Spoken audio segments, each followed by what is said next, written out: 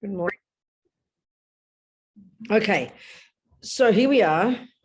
We have bits of paper. I think the trouble is because you haven't got a desk, you've got to stick your paper on the floor or hold it in your hand, you know. So maybe if you want to join in the prayer, then hand them all up and give it to somebody, because it's not auspicious to have it on the floor. I mean, not trying to be superstitious, but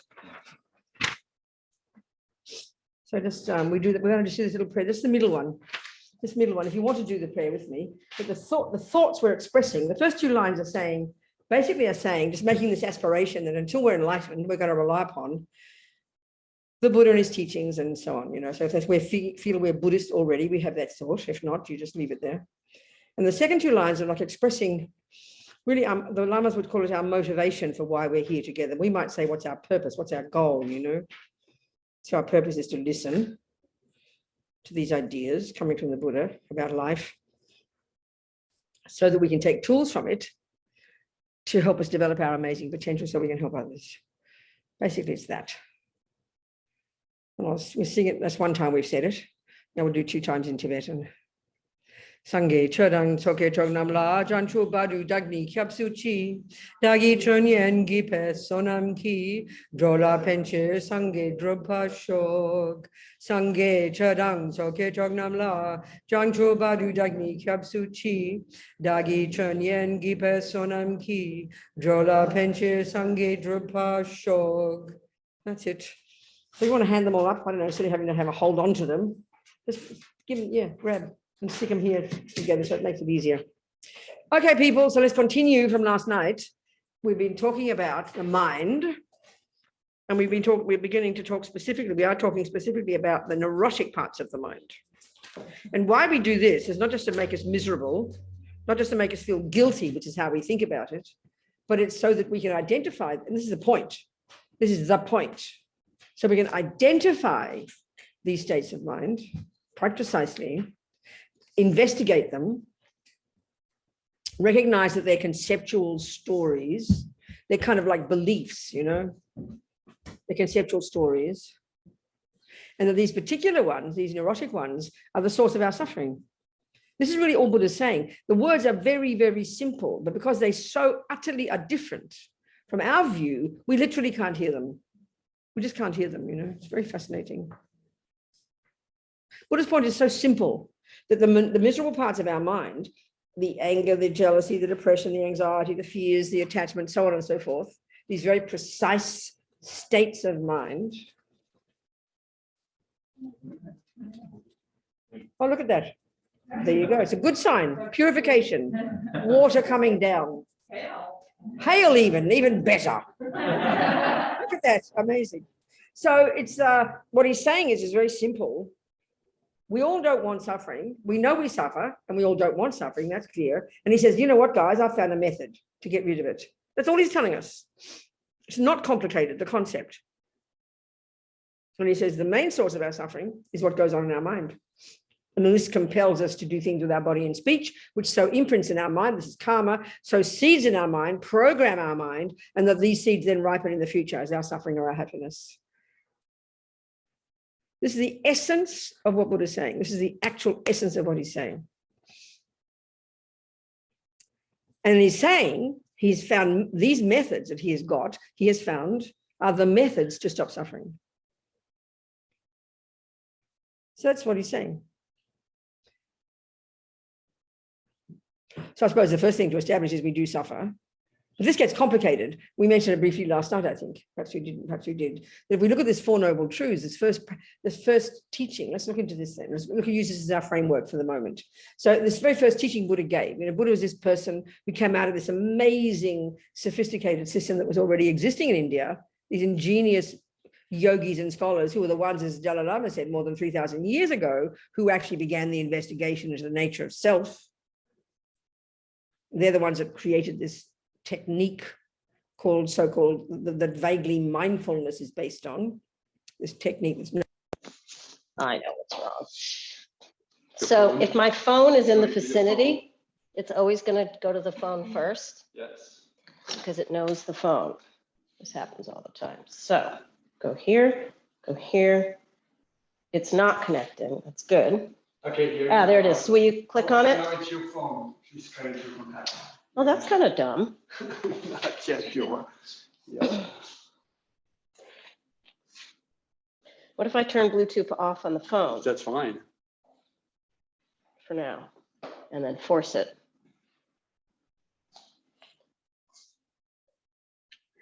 Yeah, the phone got off.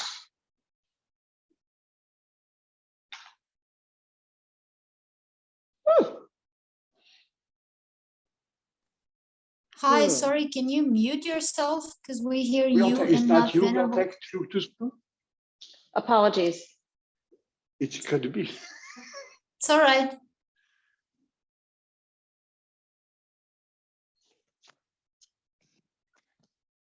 His own direction in relation specifically to his own direct experiential findings about the nature of self.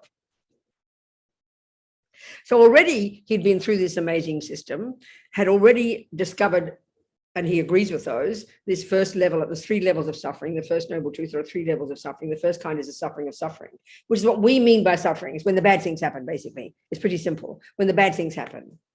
So they had found these methods.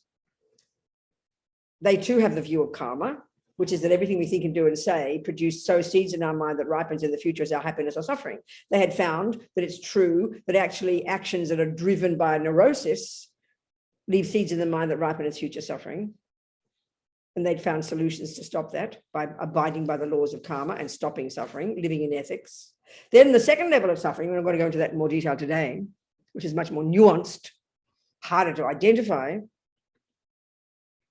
the suffering of change, that even what is called happiness, the level at which we call happiness, that actually it's a subtler level of suffering. And they found methods to rid the mind of that, giving up attachment.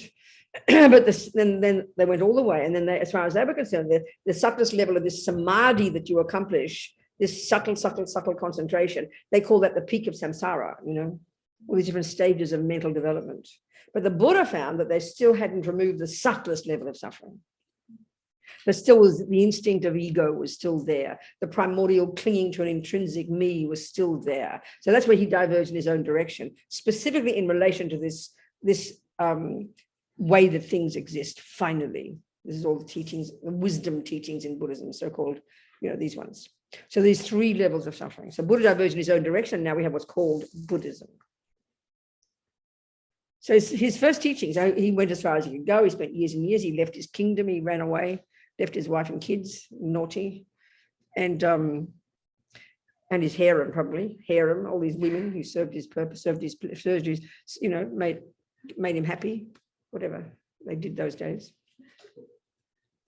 And he left all that and he realized that he had to do some work, you know, so he went internal, which is very common in India at the time. The place was crawling in all these sadhus, these people who left the home life and went inside and to try and find the nature of reality, you know, the nature of self.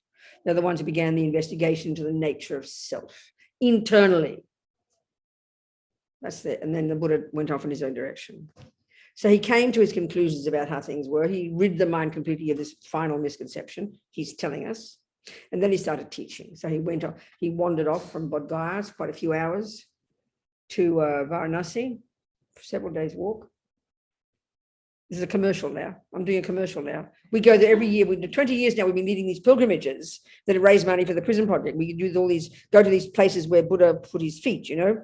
We start in Kathmandu, then we go to India. We do it for 20 years and we're starting our next one. We haven't done one for 3 years, 2 years, obviously. We think we're doing a new one in February. We start in Kathmandu, then we go to India, the place where Buddha got enlightened, where he meditated, where he taught, and where he passed away, when he got born. So it's wonderful. I never get bored. I've done about 30 of them. So we're doing one in October. So here we go to Varanasi. So the place near Varanasi called Deer Park, near Sarnath, a place, you know, near Varanasi. That's where Buddha first taught. And he taught these truths for the noble ones. His discovery about what suffering is, 3 levels of it. His discovery that you can rid the mind of the suffering and its causes, and that there are causes of suffering. You can rid the mind of both, and the method of how to do it, basically, the 4 noble truths. So let's look at that. So the first level, this first level of suffering is what we understand very easily. Oh, no. Just funny, like broke. Sorry, my own personal drama here. These ridiculous glasses live on glue. They've got these bits glued into them. And it's titanium, but it suddenly went, no, it seems to be all right. Okay, we'll leave it gently. Okay, so we've got these three levels of suffering the Buddha is discussing. Understanding these three, we're understanding Buddha's analysis of the universe, you know. So the first one is evident. The first one is evident. It's the suffering of suffering. They call it that. And that basically means, is what we understand as suffering, and it's a very evident one, is when bad things happen. It's when bad things happen. Mild bad to the most intense bad. So there's two levels of it here. There's two discussions here. We're going to stick to one.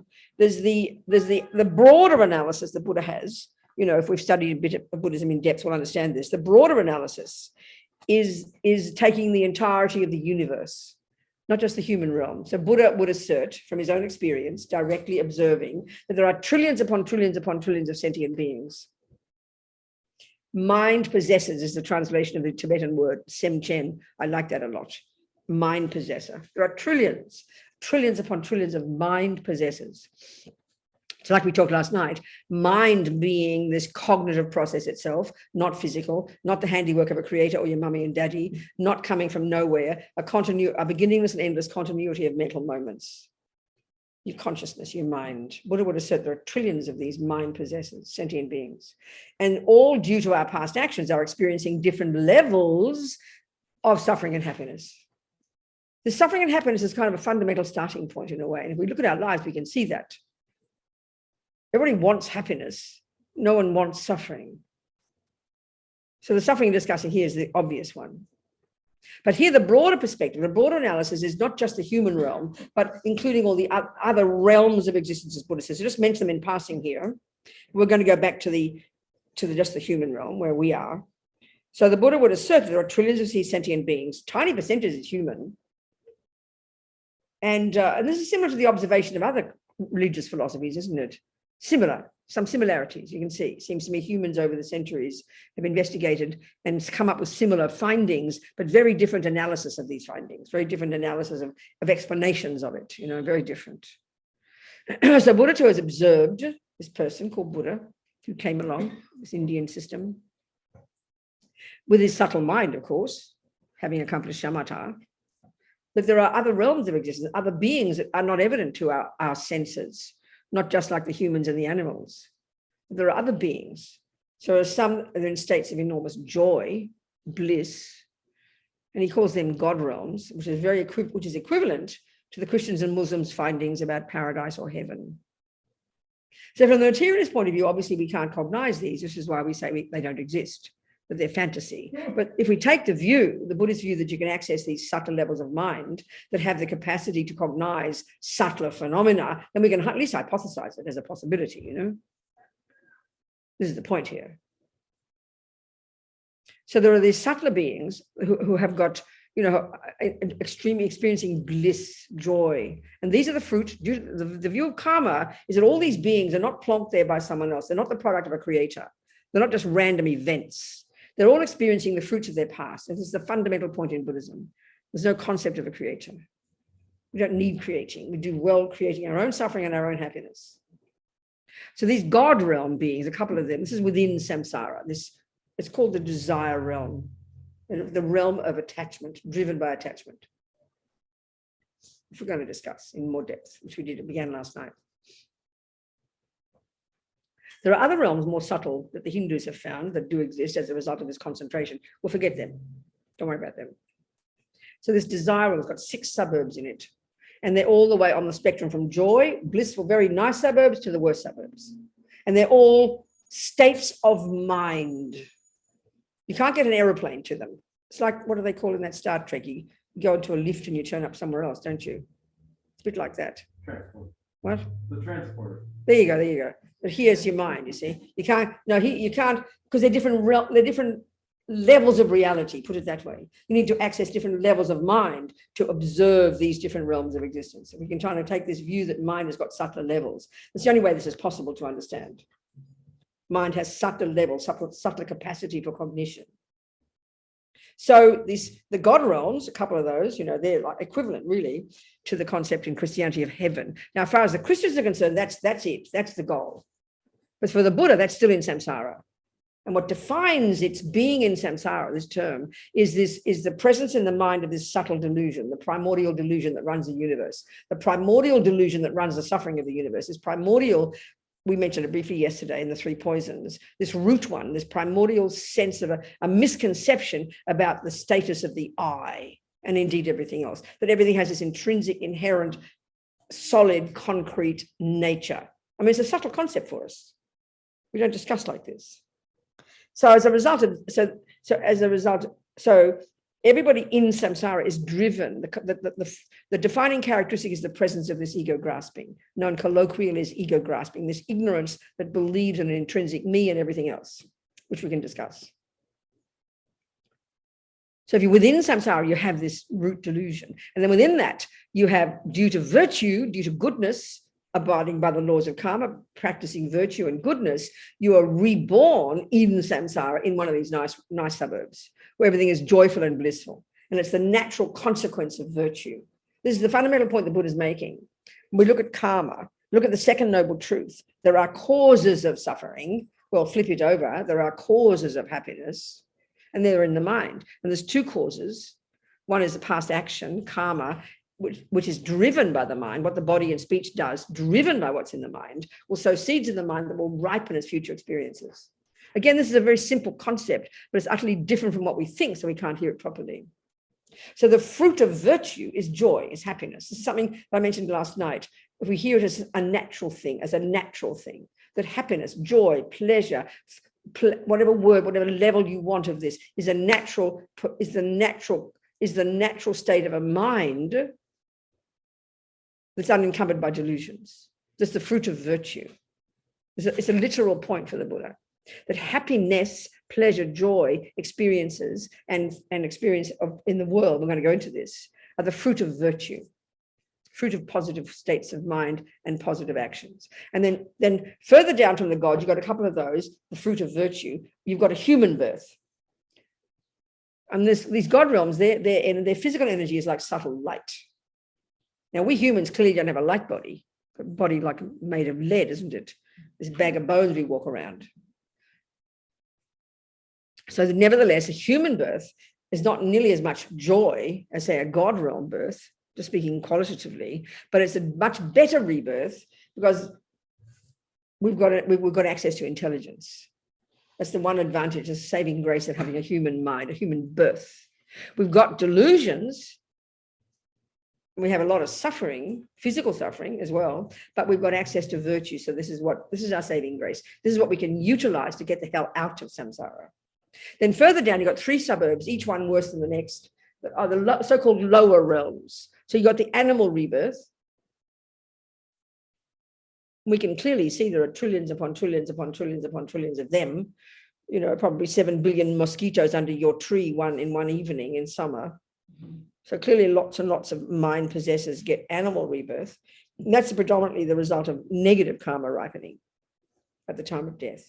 You get a human body because a virtuous karmic seed was triggered at the time of death, and that programs you to go to your mummy's human womb. But if a negative karmic seed ripens, and we've got trillions of karmic seeds in our mind, everything we think and do and say leaves seeds in our bank vaults, nothing goes astray. So at the time of death, if your tendency to kill, let's say, is triggered, then when you leave your body, you'll run like a magnet to the lion mummy's womb, and off you go being a lion, with the tendencies that are appropriate for a lion's body, whatever it is. So the animals, which is pretty intense suffering. And then you've got this even more suffering and more occupied are the spirits, all the kind of spirits, disembodied beings, ghosts, billions of these types of beings, so the first lot are the animals that are predominance of ego, of ignorance, the main delusion. The spirits are the predominance of attachment energy, which is described in much detail in Buddhism, not like the way we think about it in the West. Close to your mother and father, for example, bonding, not like that. It's a different term altogether. Then you've got the lowest realm of all, which is the worst suffering, which is a predominance of anger and of brutal and of harming. And this is labeled as hell realms. So you can see that, you know, if these people are observing things, they're either making it up or they're true. We've got to find out. But quite a few humans over the centuries have come up with similar findings, haven't they? Of course, the materialists just think it's a load of rubbish because they don't posit a subtle level of mind. That's the problem. And of course, you think it's made up. So anyway, this is what Buddha has found to be true. It's up to us to find out if he's right or wrong. It's an ask us to believe him. So the suffering from this perspective of all the realms of existence, the first kind of suffering refers to those lower realms. Then you've got the second kind of suffering, which is the suffering of change, which has got some relative levels of happiness. And from that perspective, the God realms and the humans are an example of the suffering of change. Then I have to mention the third one now. So there's all pervasive suffering, the third one. That's the only suffering left for the third lot, which I did mention, but said just ignore, but go back to the Hindus' view of the form and formless realms, these beings in the subtlest level of concentration who've given up the first and second kinds of suffering, but they still haven't realized emptiness, so they've still got the third kind of suffering. So then that's that. Now let's go back to the human realm, because we can also describe these sufferings in terms of our own human experiences, and that's helpful because we get this. So within our human life, the suffering of suffering is when the bad things happen. That we get. And that's the only thing we posit as suffering, isn't it? When the bad things happen. And then there's a second kind of suffering, which Buddha calls suffering, which we call happiness. So for him, it's a subtler, more nuanced level of suffering. And he calls it the suffering of change. Pretty straightforward. We discuss it briefly, and we'll go into it. And then the third one, the most pervasive, is called the all-pervasive suffering. We won't go there for now. So in the First Noble Truth, he mentions these three kinds of suffering in depth, goes to great detail. Now you've got the causes. Because it seems to me, if you have a problem, you have to locate the problem precisely, but then you have to find the causes of it, and then you'll find the solution. I think we can locate a problem, but if you don't identify accurately the cause, you'll go to a kingdom come, you'll never get the result. You'll never get rid of the suffering. So it's logical, you must identify the problem precisely, then you have to locate the cause precisely, then that tells you the solution. This is a really important point. So Buddha's got his trip here. He's got his findings, and he's presenting it. There is suffering, there are causes. You can get rid of both the suffering and the causes. There is that state, and then how to do it. So, okay, let's look at the causes. The causes of suffering. It's very simple. It's so simple, we just think it's ridiculous. It just sounds ridiculous. You ask some scientist or some person, what are the main causes of suffering, please? Well, they're going to write volumes for you. And when we end up, especially the materialist view, will say we haven't found out yet. We haven't got all the answers yet. But I'll say that. Well, Buddha's got his answers. You have to believe him, but let's present them. He's saying there are two main causes of suffering, but the broader issue here in the second noble truth, which are the causes, he identifies two main ones, but there are trillions of causes. And this is the whole idea of cause, the concept of cause and effect. That's why he always uses the analogy of seeds and fruits, you know. So we know perfectly well the main cause of a rose is a rose seed. It's pretty clear. But you can hold a rose seed up in the sky for 47 years, you won't get a rose because you need all the other conditions. You need the secondary causes. You need the conditions that all come together that then enable the rose seed to manifest as a rose. Well, that's the same here. For the Buddha, that's exactly what it's like. You know, so the main cause, let's say, who's my boyfriend today? I don't know. Have I got a boy here? Yes, I've got a few boys. I don't know. I have to have a boyfriend. Oh, there is Yogesh behind me. I can't see him. I'll twist my neck. He's my boyfriend again. Okay. So there's Yogesh. I mean, I use the dumbest examples, but it's a good enough one, a good enough example. When a bad thing happens, and it could be Yogesh is my boyfriend, he just doesn't listen to me. So then, you know, the pain of that is unbearable, not to mention punching me in the nose. Simple example. There's a simple example here. That's an example of suffering. He's mean to me. He's unkind. He lashed out. He said unkind words. He abused me. Whatever. That's a moment of suffering. That we agree. So as far as we're concerned, what is the problem, Robina? Well, I'm suffering. Tell me about your suffering, Robina. What caused it? And I will say, Yogesh. And we all accept that, totally accept that. This is the universe's view. This is the view we all accept as a given. This is the view of the universe. Automatically, your mother doesn't have to teach you. A little animal, when you take away its food, it will show in its face that it was suffering. So it's something primordially instinctive. The assumption we have, the view we have, the philosophy we have, which is in the bones of our being, is that Yogesh is the cause of my suffering. It's pretty clear. Equally, why are you happy, Robina? Oh, wow, tell me about your happiness. Oh, Yogesh is so kind to me. So there's an assumption too that Yogesh is the main cause of my happiness. This is clear to us. And Buddha's not arguing and saying Yogesh does not play a role. He said he does, but he says you're missing the main one. That's all. That's all he's saying in both the happiness and the suffering. That the main cause of your suffering, Robina, actually is inside you. And this is the part that's shocking. And there are two. One is called karma and one is called delusion. So if it's happiness, one is called karma and one is called virtue.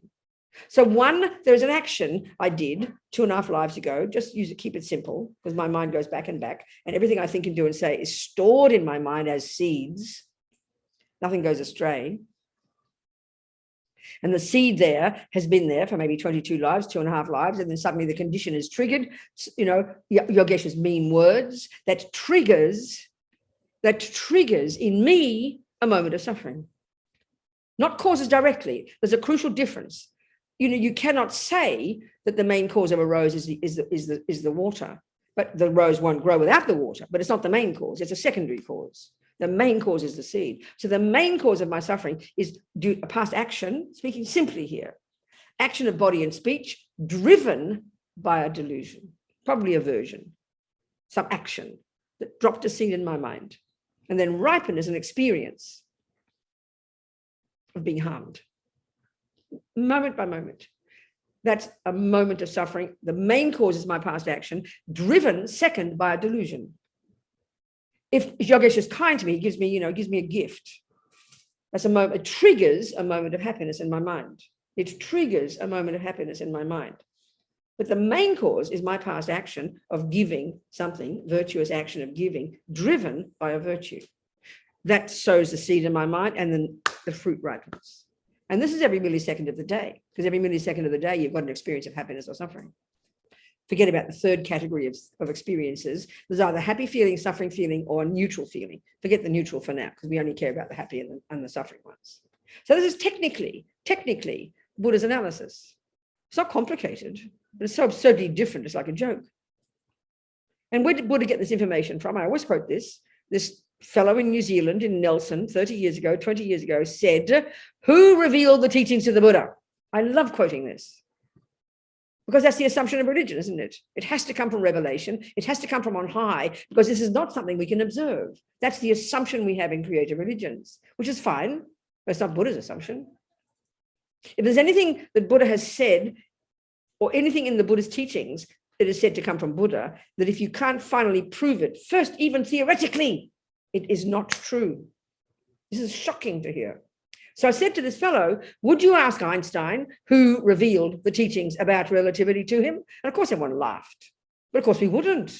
Because we know Einstein's this clever fellow who used his noggin, he used his power of observation to observe, this is the point, to observe the universe. Well, same with Buddha. Just he's got a subtler mind, that's all. He observed more subtle things, that's all. The principle is identical. We have to take this as a hypothesis, otherwise it's just superstition, you know.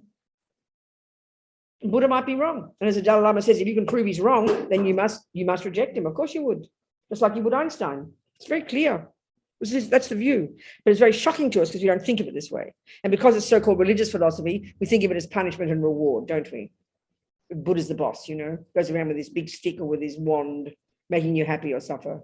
We have that, but that's a view that ego's made up, Buddha says. It's dualistic. It's not truth. It's not reality. Finally. So the first cause of suffering is my past action. And then the second cause of suffering, and they subsume to the one, the delusion is the main cause of suffering. So that's why the first level of practice, junior school entry level, is stop harming with your body and speech. Discipline your body and speech. Live in vows. Purify every day. Control your body, control your speech, control the servants of the mind. That's the first level of practice. That solves the problem of the grosser level of suffering. The very least will occur that when you die, you will get another decent human body.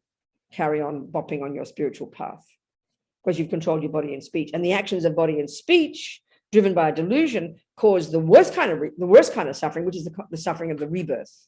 And then within another rebirth, a human one, you'll then have there are 4 ways that karma ripens, okay? 4 ways that karma ripens. One is a type of rebirth. So in terms of us, we're human. So that's due to a virtuous karma ripening at the time of our death. But 2, the other 3, so the other 3 ways that karma ripen within a rebirth, So we might have as a result of a virtuous action, we've got a human body, which is like winning the lottery, getting a human mummy, even a lousy human mummy. At least you have access to your intelligence, which is the virtue, which is our saving grace. Having a human body, but the other 3 results of our karmic actions from the past, like the residual results, they ripen in this life. So the next way karma ripens is within the mind of that person in that human body, there's their tendencies. The tendencies similar to the cause is a fancy term for habits. We come programmed with habits. Where from? Not mummy and daddy. This is the crucial point. And this is a puzzle to us. Mummy and daddy might share my habits. My mother was a musician. She taught her little Bobsy music. So we all naturally say Robina's good at music because she got it from her mummy. No, she didn't. Robina came into this life maybe good at music because she'd done it before. My mother came into this life good at music because she'd done it before. And it was convenient that I got born as her daughter and she helped nourish my tendency for music. The tendency is mine. Robina had a tendency to be angry. Oh, she got that from her father. No, she didn't. My father's anger and his behavior might have triggered my anger, which is my tendency. So we need to have these words clear. Otherwise, we're confused about, you don't get them from your parents, you know. You get your body, yeah, and your genes, and your DNA, and your chemicals, yes, but not the mind, and not the karmic imprints. This is the unique quality of the Buddha's teachings, which takes us time to hear until we think it clearly. So then we take responsibility. The second way in this life, or the third way altogether, that our karma ripens, and this is where the heavy duty level of our suffering is called experiences similar to the cause, which is how we're seen and treated by others. Well, look at Ukraine right now.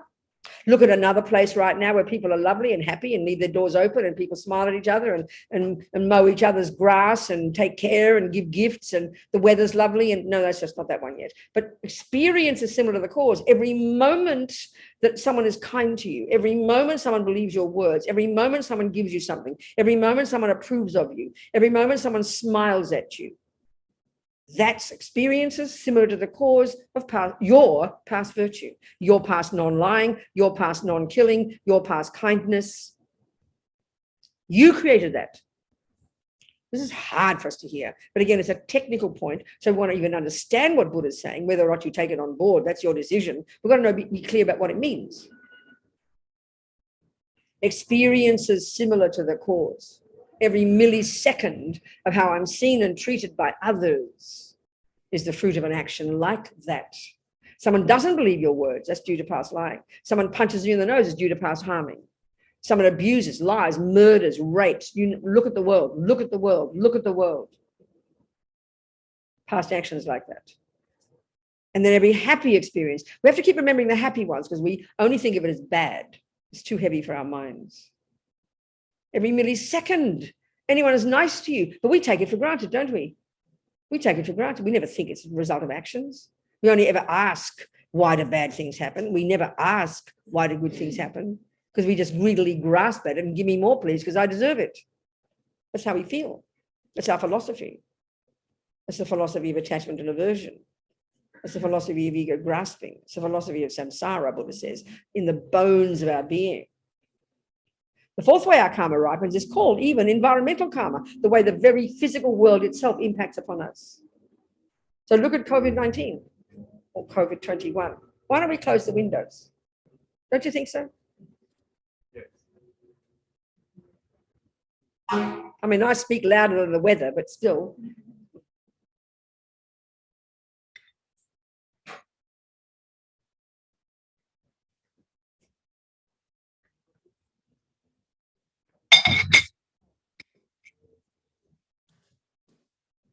I can do it. Okay. Leilani's got it.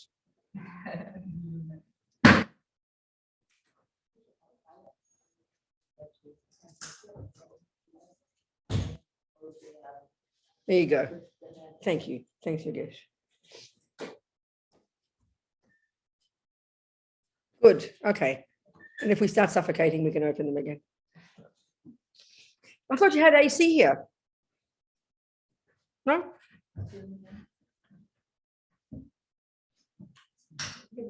We don't need it now, do we? We're okay. Okay. Okay, so again, there are 4 ways in which our past actions ripen in the present. And then obviously there are 4 ways in which our present actions will ripen in the future. Even if we know this much about karma, it suddenly helps us sort out our entire life, you know, instead of just this generalized, oh, it's all karma. That's like saying you look at a garden and I say, what's the cause of that over there? Oh, it's all botany. Can you explain it better for me? No. Well, you can't do much of the garden, can you, if you can't explain it? So a little bit about karma. I just have to explain it a bit to ourselves. So we can understand our lives in these terms. 1, getting a human body in the first place. A human body is the fruit of a virtuous karmic seed ripening at the time of our death, triggered by our being virtuous and peaceful, which is why, as Lama Zopa says in his book, How to Face Death Without Fear, that if you want to help anyone in this life, when they need you most is at the time of death. This is very shocking for us in our culture because we think it's the end of their life. It doesn't matter. But on the other hand, their life is now over. So now you've got to help them navigate this difficult period to get a virtuous karmic seed to be triggered to program a person into another decent human body so they can keep on moving on their spiritual path. This is your main job at the time of death, to help others. Your bird, the ant, the mouse, your pussycat, your grandma, you know, to help them navigate this difficult time. We maybe can discuss that, we'll see. So there are 4 ways our past actions ripen. 1 is getting the human, in our case, we won the lottery, got a human birth. Win the lottery insofar as we can see there are not many of those if we compare with others. Even if you just look at animals, there's clearly more humans. Then 2, within this human birth, the other 3 ways of karma ripens. 1 is your tendencies. So we can see this, Hitler and Mother Teresa, both got human bodies, noses, arms, legs, toes. What's the difference? Their mind, their tendencies, their habits from before. This is a hypothesis here, okay? Second is the experiences similar to the cause, how you're seen and treated by others, starting from the time you come out of your mummy's womb, even the parents you get. This is such a radically different view that brings such a different approach to life, you know, if we can take it on board. Remembering all the happy things as well, not just the bad. We're a bit addicted to only the bad, you know. And it's not punishment. You have to keep remembering those words. We assume it is because we have that dualistic view of punishment and reward as if there's somebody up there running the show. There's nobody up there running the show, Buddha says. We are running the show, shockingly enough. We have to learn to realize that, then we're in charge. Then we can be less fearful, less neurotic, less victim, more courageous, more in charge. So the first one is your tendencies. The second is how you're seen and treated by others. And the third is even the physical world we occupy, how it impacts upon us. So COVID is an example of that. The environmental result of past killing is that the physical world itself harms you. Well, look at it. Your mummy and your boyfriend, if you kiss them, you're going to die these days. You understand? They're part of the environment. For you, from this perspective, humans are part of the environment. So by having contact with other humans, we can die, have disease. This is kind of intense. And the whole world is experiencing it. So environmental karma is the way the physical world impacts upon you, the elements themselves. So the result of killing, you might get sick. One of the environmental result is you've got the tendency to get sick. You've got weak, you get sick, always having problems with your health and the physical world itself. Maybe you've got allergies. Look at the allergies now. I mean, when I used to buy food when I was a child, there's no such thing as all the allergy business and all the contents of food. It was sugar and coffee was coffee. Look at the list on foods now. Every second person has environmental sicknesses based upon what we eat. So it's like increasing killing karma ripening, that we get sick easily, that the physical world harms us. The physical world, the water, the elements, the air. We can see it, the pollution. Look at this. This is a result of killing, collective killing. millions of beings all over the planet. And the experience similar to the cause of past killing is you get killed or die young. So all those who got COVID, that's the environmental result of killing. All those who die from it, that's also the experience similar to the cause of having killed in the past. Get killed or die young is past killing. And the way we're seen and treated by others broadly, you know, if people don't believe your words, it's because you've lied. If people do believe your words, and even if you're telling a lie, like Mr. Trump, half the planet believes Mr. Trump and half the planet doesn't, isn't it? So due to the karma of speaking the truth to these other people who adore him from 57 lives ago, by speaking the truth to them, they believe what he says, even if he's not telling the truth. And they say, we don't care what he says, we believe him. They say it.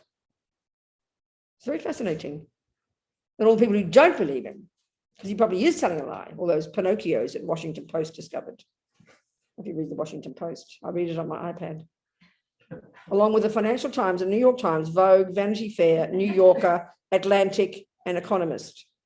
That's my daily and weekly reading, and my monthly reading as well. Well, you read about human beings, don't you? That's the lamb rim right in there. Blah, blah. Anyway, so then the tendency is similar to the cause. This is the interesting one. This is the worst one. The tendency to keep doing it. This is the tragedy, you know, because that sends you right back to the lower realms again. So the three, if you're going to at least get these 4 ways of karma writing: 1, your human body; 2, your mind inside the human body, your tendencies; 3, how you're seen and treated by others; 4, the way the physical world impacts upon you. It's kind of levels and levels. If you can get these 4 clear, then when it's bad weather and you get sick, you go, past karma, you know, weather's bad for me. And then if you eat the wrong food and you stay healthy, you go, that's a fruit of non-killing. Even if I eat crumb rubbish, I'm still healthy. Look at Mr. Trump. Mr. Warren Buffett. I love him as an example. He's like 90 something. I read his biography. He's a mega rich fellow, you know. His daughter said, I've never seen water pass his lips.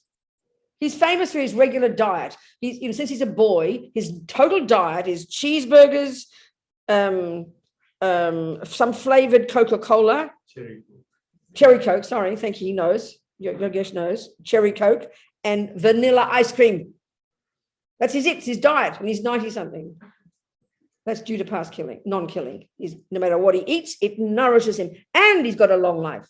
So that's both experience similar to the cause of past non-killing and environmental result of past non-killing. Now, I don't know if he kills this life, he'll be in trouble next life, but remember one time he went to some fancy dinner, you know, on the 57th floor of some place in New York, and some mega rich Japanese fellow offered a 57 course meal, you know, and he ordered his cheeseburgers. He doesn't care. I find that a great example. And then, you know, you get people who live perfectly, eat the best things on the planet and drop dead on the tennis court, you know. Karma is always the first cause. Karma is always the first cause. Your past action is always the first cause. It's like learning this. It's like if you want to learn Buddhism, you've got to learn these things, memorize them. Karma is the first cause, instead of buying into the, it's Yogesha's fault, you know, which is what we tend to do. It's the ego's view, isn't it? So the 2 main causes of suffering: past actions and the delusions.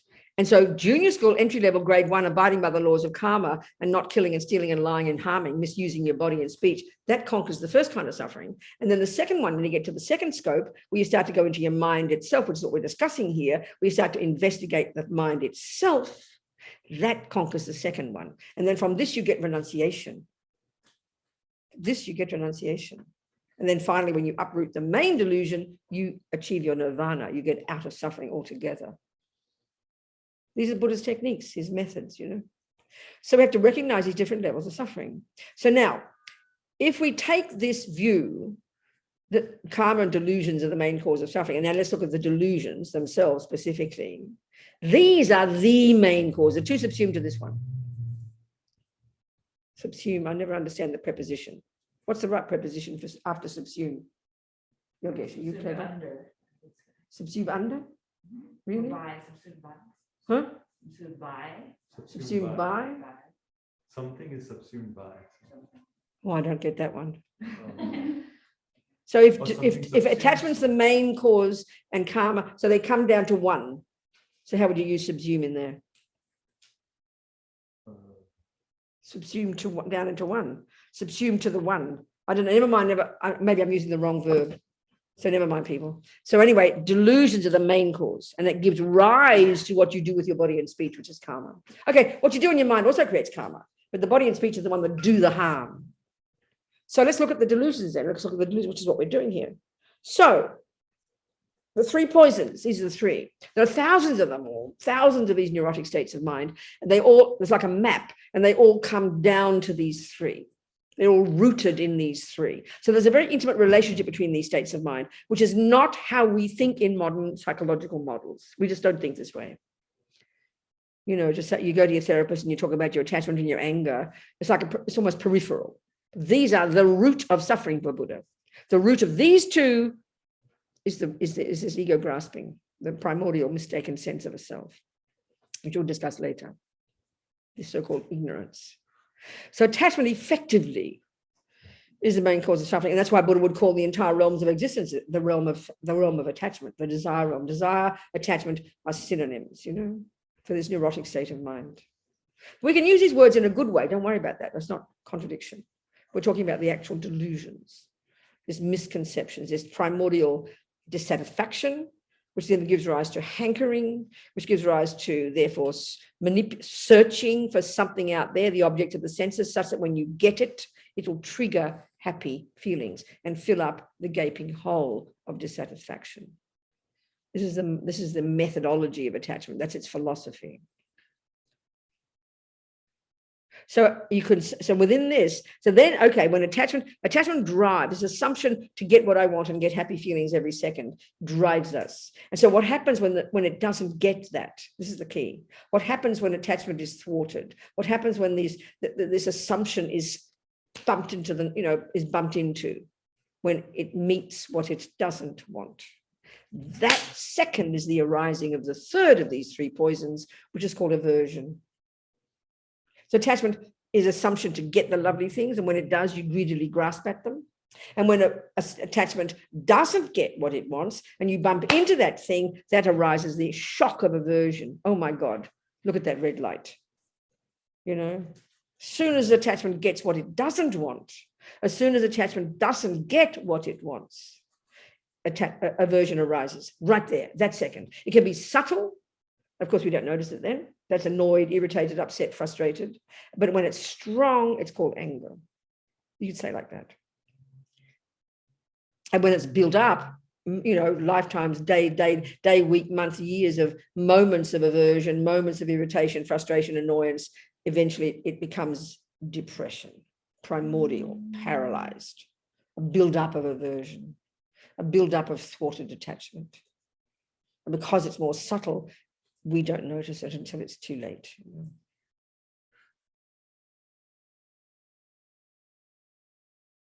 So you could say, as shocking as it sounds, the suffering of suffering when the bad things happen, this is literal, this is literally true, but it's too shocking to hear it. The suffering of suffering when the bad thing happens, either the red light, the pain in the knee, or being slaughtered in Ukraine. Please hear my examples. We suffer because we have attachment, which is a craving to get only the nice things. So the stronger that craving, and join the universe, everybody in the planet, everybody in the universe is driven by this attachment. It's a primordial cause of suffering. The extent to which there is this craving to get only the nice things is the extent to which there is the grosser suffering when it doesn't get it. And that's why we go mad. That's why we kill ourselves. That's why we kill others. That's why we go mad. That's why we lose our minds, because it's literally unbearable. We can't cope with the suffering. And that's the arising of aversion. So all those moments of anger and rage in the past is how come these Russian soldiers, they don't know. Mr. Putin didn't say torture people. He didn't say put their hands behind their back and torture them. These people, labeled Russians at this moment in time on the field, these working class boys, come to the Ukraine, and their past karma ripens. Their past rage, their past tendency to kill and torture, they're probably as surprised as anybody. They didn't plan it. It's not in their workbook. So the karma ripened. And the people being killed, They're equal participants in this. This is the part that's too shocking for us. This is dependent arising. And it's exactly the same with happiness. The more kind Yogesh is to me and the more joy I experience, we're in this little tennis match together. Due to my past virtue, Yogesh is compelled to be kind to me, as well as his own tendency to be kind. And my past virtue is one of the main causes of why he's kind to me. He can't help loving me. He can't help being kind to me. That's due to my virtue from the past and his own virtue. So in this collective experience, we have happiness. It's exactly the same, but we only get agonized about the bad things. We don't care about the good things because we take them for granted. That's our worst mistake.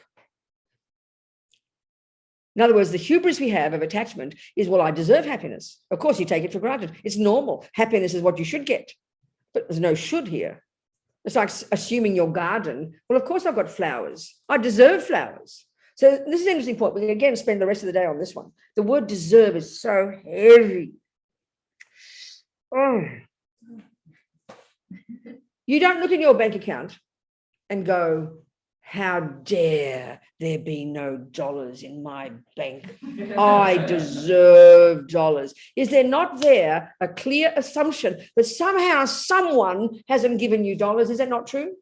You don't look at yourself, do you? How dare there be no dollars in my bank? That means someone else should have put them there. Who the hell should put dollars in your bank but you? So you don't say that because you know, I haven't put dollars in my bank. You take responsibility. The same as your garden. Who put weeds in my garden? I don't deserve weeds. We don't say that because we know it's our garden and our bank account. That's your life. That's the view of karma. So we have this primordial misconception coming from ego grasping that is this dualistic view that assumes a creator, assumes a boss. And even if we're materialists, we assume there's someone out there running the show. All these conspiracy theorists, look at them. Someone's doing it to us. Someone should be doing the happiness to me. There's this feeling of a complete innocent victim plonked on this planet by some unknown power. This is conspiracy theories. We all have them. This is a dualistic view we have made up. We've made this up, Buddha says. So karma is quite a subtle point. We created it. That's why we never ask the question, why do good things happen? We just take it for granted and I greedily take Yogesh's, look at this, I greedily take his kindness. And there's this hubris, I deserve this. I deserve it. I must be a good person. That's why when he harms me, I am shattered. I must be a bad person. I don't deserve this. Look at the way we suffer. It's so, and this is because of attachment and aversion.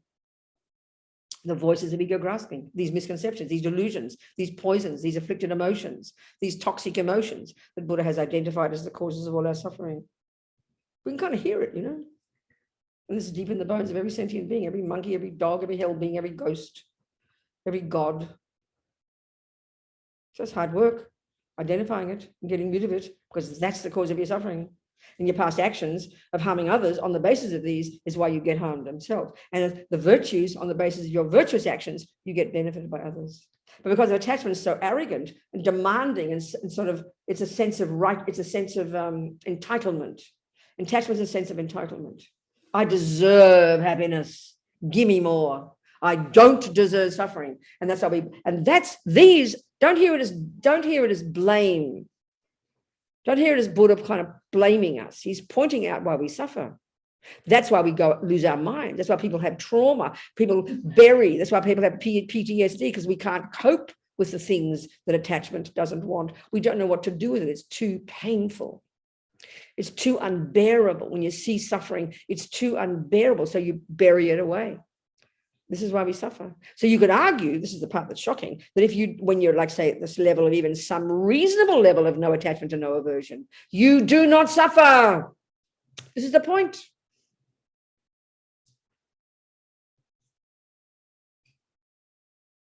This is hard to hear. This is what Buddha has found to be true. So we work on our minds, take responsibility.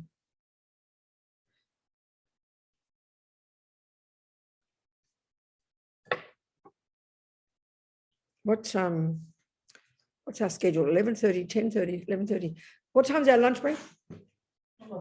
12:30. Okay, good. So let's now have some questions before I move on to the suffering of suffering. I'm talking about now the suffering of suffering we've discussed a bit, the bad things happening because of attachment, and then panic attack of aversion and anger and rage comes when it doesn't get what it wants. And then this is the response we have when, and this is why bad things happen to us. Now let's look at the suffering of change, which is way more subtle, more nuanced. But let's have questions first, you people, if you have any, please. Yes. Yes, darling. So if you're looking. It's good to have our thing, but it's so I can see you. Yeah, that's good. Someone's looking at their bank account, they have nothing in it. What about, here, like there's gross income inequality and there's redlining of districts. That's right. All this is a compassion we. Okay, first of all, okay. So what's your question is what? The policies cause that, No, I know this is the external conditions only. This is the part that's hard to hear. They're the external conditions. That's like the bad water and the bad earth that prevents the seed growing properly. The first cause of anybody's experience of being poor, no, I'll put it the other way around. The first cause of anybody being rich, or no, even more simple, the first cause of anybody getting what they want, getting easily money in the bank, getting credit, getting gifts, is their past generosity and their past non-stealing. So if you get the opposite, it's the result of lack of generosity and past stealing. That's the simple answer, but I mean, it's puzzling. You can't hear it, right? I understand that. In other words, okay. No, don't go further. Wait, one step at a time. Let's dig deep into this one, darling. Okay.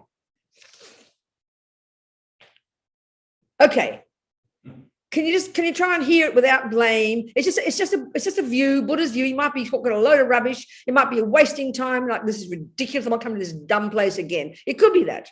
But I'm trying to give you what Buddha teaches. That's what I'm trying to tell you, okay? Everything that each person experiences second by second by second. Okay, put it another way. We all live in a society. We all live in groups of people, don't we? You hear that? We all live in, and we get impacted by the outside world. That's clear. Now, whatever the impact, there's two things in one person. Here I am, I'm poor. And here I am, I live in an environment where there are horrible laws and horrible rules, and I get abused and harmed, and I have to wear my black cloak and not work and not educate, or I've got whatever the thing is, whatever the environment is. That's the two kinds of karma. One is I've got a human body, that's a fruit of virtue. Two, I've got a bunch of tendencies, and I might be a really nice person. I might be kind and loving and wise and not kill and not steal and not lie. That's a possibility, isn't it? And then three, I live in a lousy environment. That's a possibility. The world is like this. Would you agree? You agree? Okay, so one, I've got good tendencies. I don't steal and don't lie. But then two, I get born into an environment that's crummy, into people who harm me, mean parents, mean government, mean rules, men bossing my life, whatever it might be. That's called experiences similar to the cause. Now, take another scenario. What's your puzzle? You're trying to hear the words without judgment, without analysis, just fresh, like another language. There's another language here, okay? It's like you're being used to allopathic medicine, and now you hear this funny thing called acupuncture. It's hard to hear it, because your assumptions are so strong, aren't they? That's okay. So now, let's say you are a nice person also. We're both nice people, but you live in the next suburb, and you've got a lovely family, and you've got different laws in your council, and you get a job easily, and the bank gives you credit, and you get money easily, and you can make money easily. And there are two scenarios. Do you agree with this? There can be a possibility of these two. Both of those are called experiences similar to the cause. Can you hear the word similar to the cause? If we take the view that your mind is a continuity and came into this life programmed with your karmic tendencies, and I came into this life programmed with my karmic tendencies, and I obviously from my experiences, I must have created the cause to have people be mean to me, lie to me, not give me money, have terrible policies, be racist, sexist, you name it, baby. But you have other experiences, living just a block down. The bank gives you money, your parents are kind to you, you've got, men who are kind to you, you don't have to wear black cloaks, you don't have to, you've got different experiences. Do you notice the world has different experiences? The same people live in this world, have the same policies in the government. Some can survive and some don't. Can you hear that? Well, that's called experiences similar to the cause. Similar to the cause means however you're being treated is how you've acted in the past. That's all it means technically. It's not blame. It's not punishment. There's no such thing in Buddhism as punishment. We can see some people in a relationship with an abusive husband, and her sister has a beautiful husband. It seems like random. It seems like good luck and bad luck. Maybe even the sister with a good husband is a creep. She's mean and nasty. Maybe the nice wife, the good wife, has a good quality, but she's got a mean husband. It just all seems so random if we take ordinary world. There's one karma called your tendencies, which is who you are. The other one is how you're seen and treated by others. And so the point is, it's true. I mean, look at Tibetans. Tibetans have this view. They've had the view of karma for 1,200 years. It's in their bones. They just take it as a given, like we take materialist philosophy as a given. They know why. So those, were you here last night? You heard what I said about those young Tibetan nuns. Because that view is so integrated into their being, it's just a view of reality that they have, that if you get harmed, you must have caused the harm. If you get people who are kind to you, you must have caused that kindness. Both. So it's a heavy duty view, because we don't have that view. In the philosophical materialist view, you don't ask to get born. Even in the Christian view, you don't ask to get born. God makes you. You're plonked on this planet by some person. I mean, that's the view of innocent victim. How dare, I didn't ask to get born. I mean, that gives rise to that view. But we take it so much as a given and as a truth, it's hard to hear anything else. Are we communicating? So they're real policies. And damn well get out there and demonstrate, and please change them. Tibetans demonstrate against the Chinese communists, but they're not angry because they know why it's happening, which doesn't mean you sit there passively. Oh, well, I created it, so I deserve it. Again, the garden's a good analogy. You might have not done your gardening for a while, so the damn place is overrun by weeds. You don't go, oh, look at the result of my bad karma. I've just got to sit here and put up with the weeds. No, get out there and start pulling the damn things out and learn from your experience. Do you understand what I mean? It's kind of, on one level, it's simple. It's only hard for us because we have such another viewpoint that seems to contradict it. So it's kind of, they bump into each other. But it doesn't contradict action. It's simply, botany is an explanation of why you've got roses and weeds and herbs. That's all it is an explanation. And then it tells you what to do with what's there. Karma is the same. It's an explanation of why there's suffering and happiness in your life. It tells you why, what you must have done in the past, what seeds you must have planted. So now what do I do with it? Because I'm in charge of it. I can change it. That's the approach, sort of. Do you understand? Yes, Gina. Gina, go. Hannah, let's have Gina. Then after that, someone else. Go, darling. Just a second. What do you want to do? Just want to add to that, because I know. No, I don't want you to add to it. I'm the boss here, not you. Thank you, Gina. No, I don't want your opinion, but I want you to ask a question. I prefer that, Gina. Okay. Thank you very much. Would you agree that It's a good way to make it a question. She's got the math professor and she wants to give her opinion of what she thinks the math professor didn't say. No, That's exactly what's happening, but I'm happy to hear you. What is your question, Gina? would you agree that perhaps the people who are creating these policies of redlining are also suffering? I'm not discussing that yet. It's not what I'm trying to tell her. Of course you're right. That's not the issue here. I'm not trying to be right, But you are trying to be right. But I'm not discussing that yet. There's plenty more to discuss, and it'll probably come out in our discussion. I'm talking about it the way I like to talk about it. Thank you, Gina. Yes, go on. Who's on Zoom? Because that's way too advanced. That's bloody compassion wing, Gina. So don't leap to the compassion wing. We're dealing with our own junk first. That's a typical answer that leaps into making it all nice. Oh, they're suffering too. Screw that. We are trying to see why I'm suffering first. Then I can begin to have compassion. That's way more advanced, baby. And we often leap into that one to make it all lovely. So that's not even how possibly I would even begin to talk about it. So, Yeah, go on. Mary Reed and also. So go on, talk to me, whoever's there. Please. Go on then. Yes, Mary Reed, go ahead. You go to me, sweetheart. Talk to me, darling. Oh, she can't hear me. It just looks like it's frozen. Yeah. Is they all frozen? No, people are still moving. Oh, here she is now. Talk to me, darling. Unmute. Sweetheart. Tell her. Are you going to hear me, sweetheart? Well, she can't. So Elaine, talk to me first. Sort it out. See, send her a text. Hi. So going back to the nuns, Yes. is it reasonable to say that if the nuns continued to follow this path, they would reach a point where if they were tortured, they would not feel it as suffering? It would not hurt the physical body because the No. mind It is certainly would hurt. It would hurt the physical body. I mean, you've got a physical body. Until you're highly advanced, darling, listen, until you're like a bodhisattva. There's one, I remember one Lama, Kirti Sencha Rinpoche, he said, the highest level bodhisattva, let's assume they've realized emptiness. Let's assume they've gone beyond delusion. Let's assume they've got incredible levels of bodhicitta, unbelievably advanced levels of compassion and bodhicitta. He said, for that person, the experience of cutting off his hand and giving it to a starving animal, that action is as inconsequential as a leaf falling off a tree. So the point there is, because the compassion is so beyond tremendous, the unbelievable compassion for the starving animal, that cutting off their own hand is like nothing. Then you could say, because of compassion, that the bit of the pain they might experience is completely irrelevant. Now, I'm not even, I can understand this. I remember seeing a video years ago about what mothers do for their babies. This is a really interesting point. Ordinary mummies lift cars, run into burning houses, and look at what's happening in their mind. They know it's a burning house, but what's 100% in their mind is the suffering of their baby. They are totally focused on removing the suffering of their baby. So everything else comes second. That's what it would be like for a high bodhisattva. Do you understand? Because Yes. the passion is overriding all the other nonsense. So this is what's, again, shocking. You're right.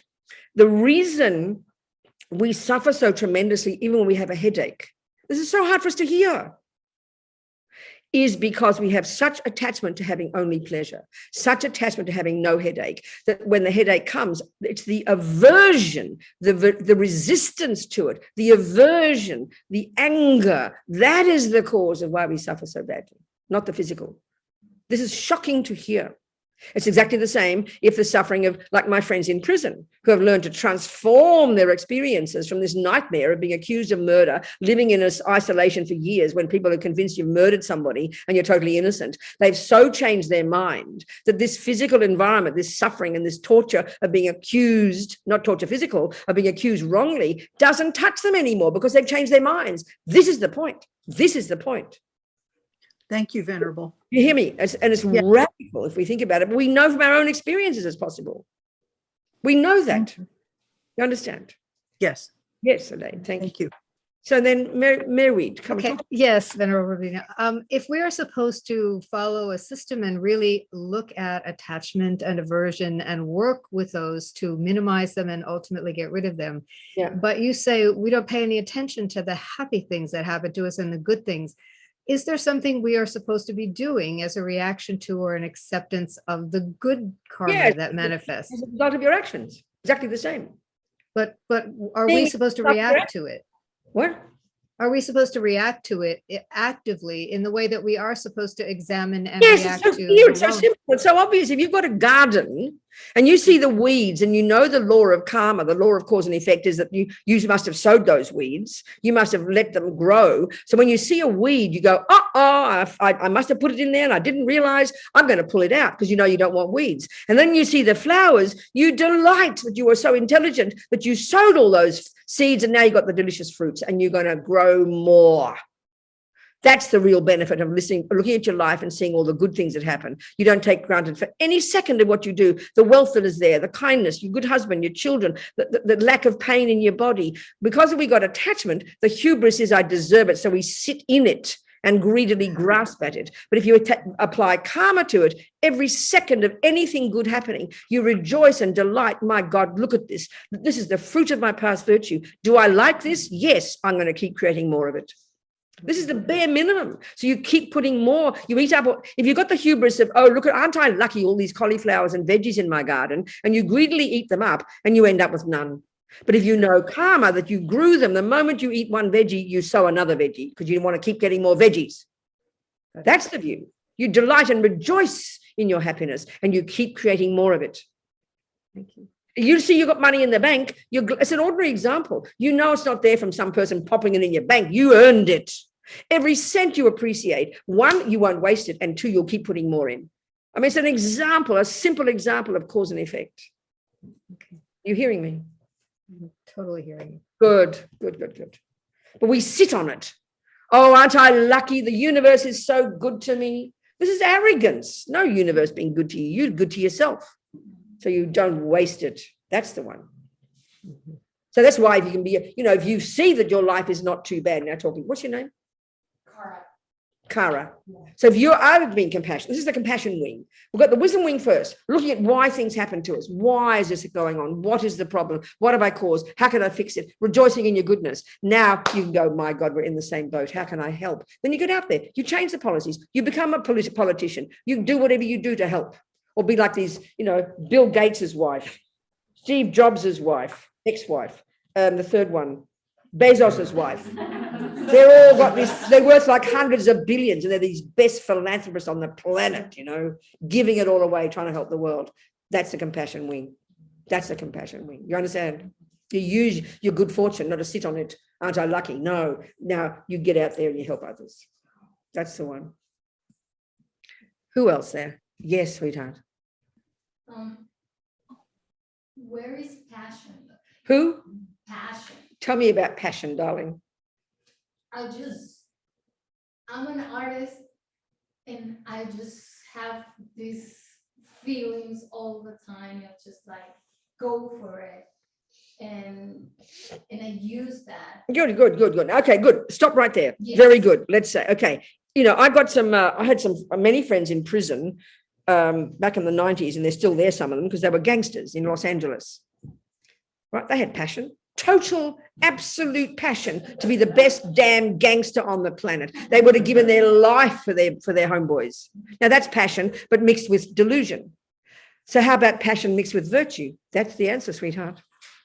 So full of passion, you've got to analyze, is it just to kill people, or is it to create something so you can be a benefit to the planet? There you go. Then go for it. So passion is enthusiasm, but enthusiasm to kill or enthusiasm to benefit. Which one? Then you choose. So if your art is just to express you and you be some smart ass and you walk around trying to be the best artist on the planet, then okay, that's mean and nasty. You won't get you anywhere, and it won't give you any happiness. But if your passion is used to be a benefit to whatever you do, whether it's create music, create food, do any normal thing in the world, or politicians, do what you do to benefit others, then you're great, honey. So on that, let's put it in here. Can't hear you so well, darling. I really love you. Take your mask off. I am a teaching artist too. And I find that this passion and this goal of me of like helping and doing, Good. it just tries, sometimes it feels like it's too much that I just like. Okay, let's try and explain it then. What do you mean by the wish to help? Are you describing a wish to help others using your art as the tool? Yes. So what do you mean it's too much? What do you mean by that, darling? I can explain it as I just feel like a horse going to something very quickly and trying to do my best all the time. And why is it too much? Sorry? Why is it too much? So I just feel it like I'm just gonna stay quiet. What, darling? You what? Like I just have too many emotions. I understand all the that. time. I understand that. Like the path of me trying to help and going there. And Yes. using my art. as Right. a social statement that I Yes. have. So, okay, I hear you. I do. I mean, we all hear you. We all hear you. So tell me why it is this passion doesn't help you get satisfaction, and be glad that you are helping people, and you are helping people. So why not get satisfaction from it? I'm just asking you. Yeah, Why not be satisfied from it? For example, I guess it's the obstacles that goes for it. Like, for example, I teach in the public schools. I Yeah. teach theater as a way to heal community. That's right. And then of course, I do my best, and then I see these kids, and then Uh-huh. I'm like, they're already behind, and That's right. we're in a system that failed them. Yes, all that's the right. time. Exactly. And and I have this passion to do my. Yes, best. okay, so now stop, I hear you. And then it So just makes me I understand. So now, so what I'm hearing you say is you've got all this enthusiasm to help, but it seems like you meet a brick wall and you can't. So that's where you have to, that's okay. Now, just speaking technically how we've been talking so far, along with your passion and your goodness and your kindness and your compassion, you have attachment like everybody else. And your attachment is the problem. Your need next to your virtue is your attachment that wants it to be the way you want it. And when it's not, you get pissed off. Mhm. Well, that's called attachment and anger. Okay. So keep lessening those and persevere through the brick walls. Don't, the perseverance of the compassion one, of the bodhisattvas, the high beings, you don't give up. You get over the obstacle. You walk around the obstacle. You find another solution. So you have patience and humility and perseverance, and that will help you conquer your attachment and your frustration, which drags you down and enables you to keep your compassion and your passion to be a benefit to others. Perseverance is the key. But meanwhile, go home, have a little weep, have a little sleep, and get up next day and start again. Do you understand, darling? You've got to distinguish the difference in your mind. Uh-huh. Why we suffer is because of attachment and aversion and anger and upset. They're the ones, and we all think they're natural. They are natural, the same with her political activity, but that's the stuff we have to work on. And then we keep moving, keep moving, keep moving. That's why I mentioned last night, and I love it, Martin Luther King, he really seemed like a patient fellow, a patient guy. He's got long-term view. He doesn't give up easily. He met unbelievable obstacles. Look at the obstacles he went through back in those days, but he never gave up. He kept going, kept going. And he said, you know, you see something bad, you say, what can I do to help? And he kept moving, that's the key to success. So don't ever lose the passion. Don't ever lose the compassion. And don't ever lose your skills, but just learn to lessen the attachment, grow your patience, grow your humility, and grow your strength to keep moving, knowing that if you keep moving, you'll find a solution and you'll be prepared to be patient with it. Do you understand, darling? Because that's the obstacles. That's the karmic obstacles that people have. They don't have the karma to be helped so easily. That's how I found working with people in prison. We had to work 10 times harder to help one person in prison because you had to work 10 times harder because they had no virtue to be helped. So you had to work extra hard to go around here, around there, up this way, down that way to help.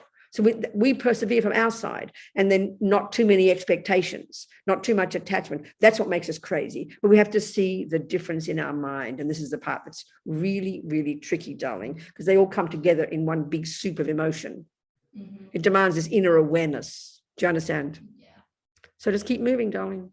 The problem is not passion. The problem is the attachment and aversion and irritation and annoyance and upset and frustration and pointing fingers and angry and how dare and it's not fair, all that drama. That's the problem. Do you understand? Yes. It's hard work, but we can identify it inside. Yeah.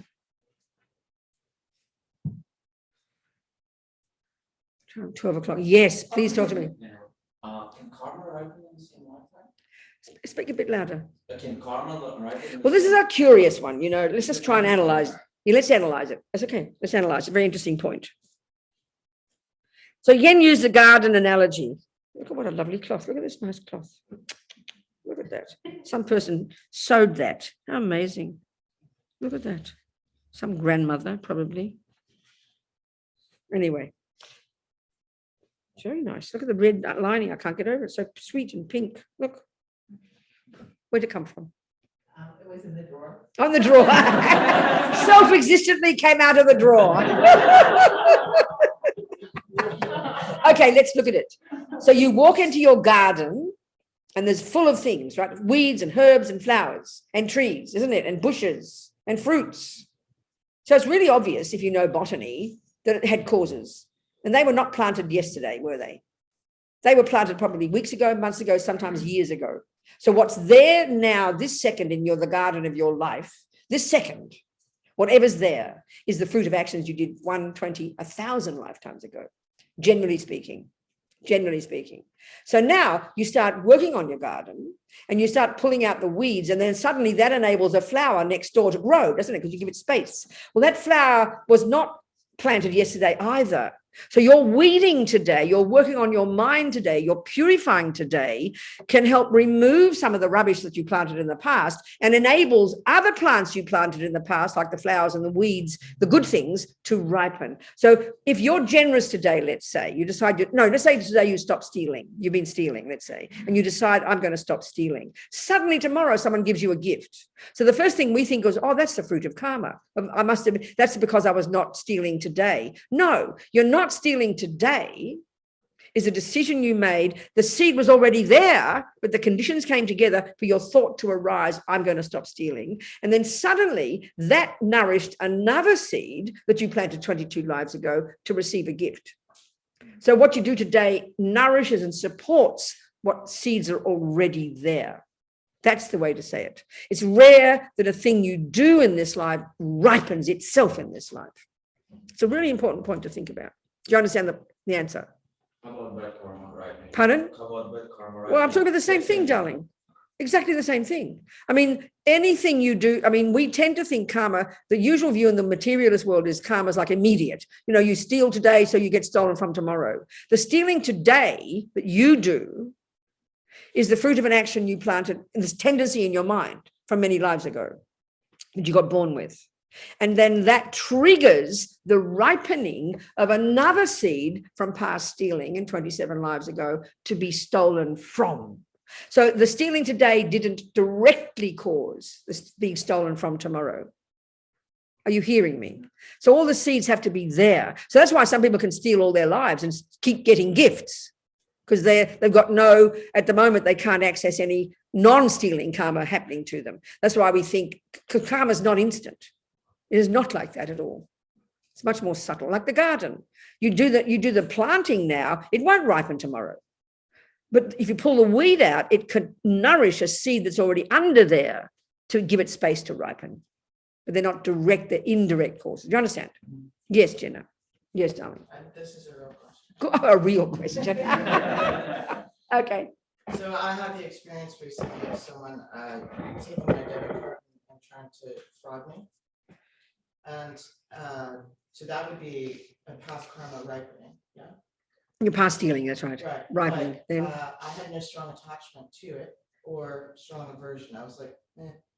So then what's the question? So then would that be a ripening then of practicing non-attachment? Well, of course it is. It's obvious. Of course it is. It goes without saying. Whatever arises in your mind is a result of what you've practiced. So if the thought of anger rises in your mind, it's because you've got the habit of anger and being the innocent victim. If you've got the view of karma, that's the whole point about when bad things happen. If we have the view of karma, we don't suffer so much because you know why it's come. You know why it's there. You know why it happened, so therefore you don't get angry.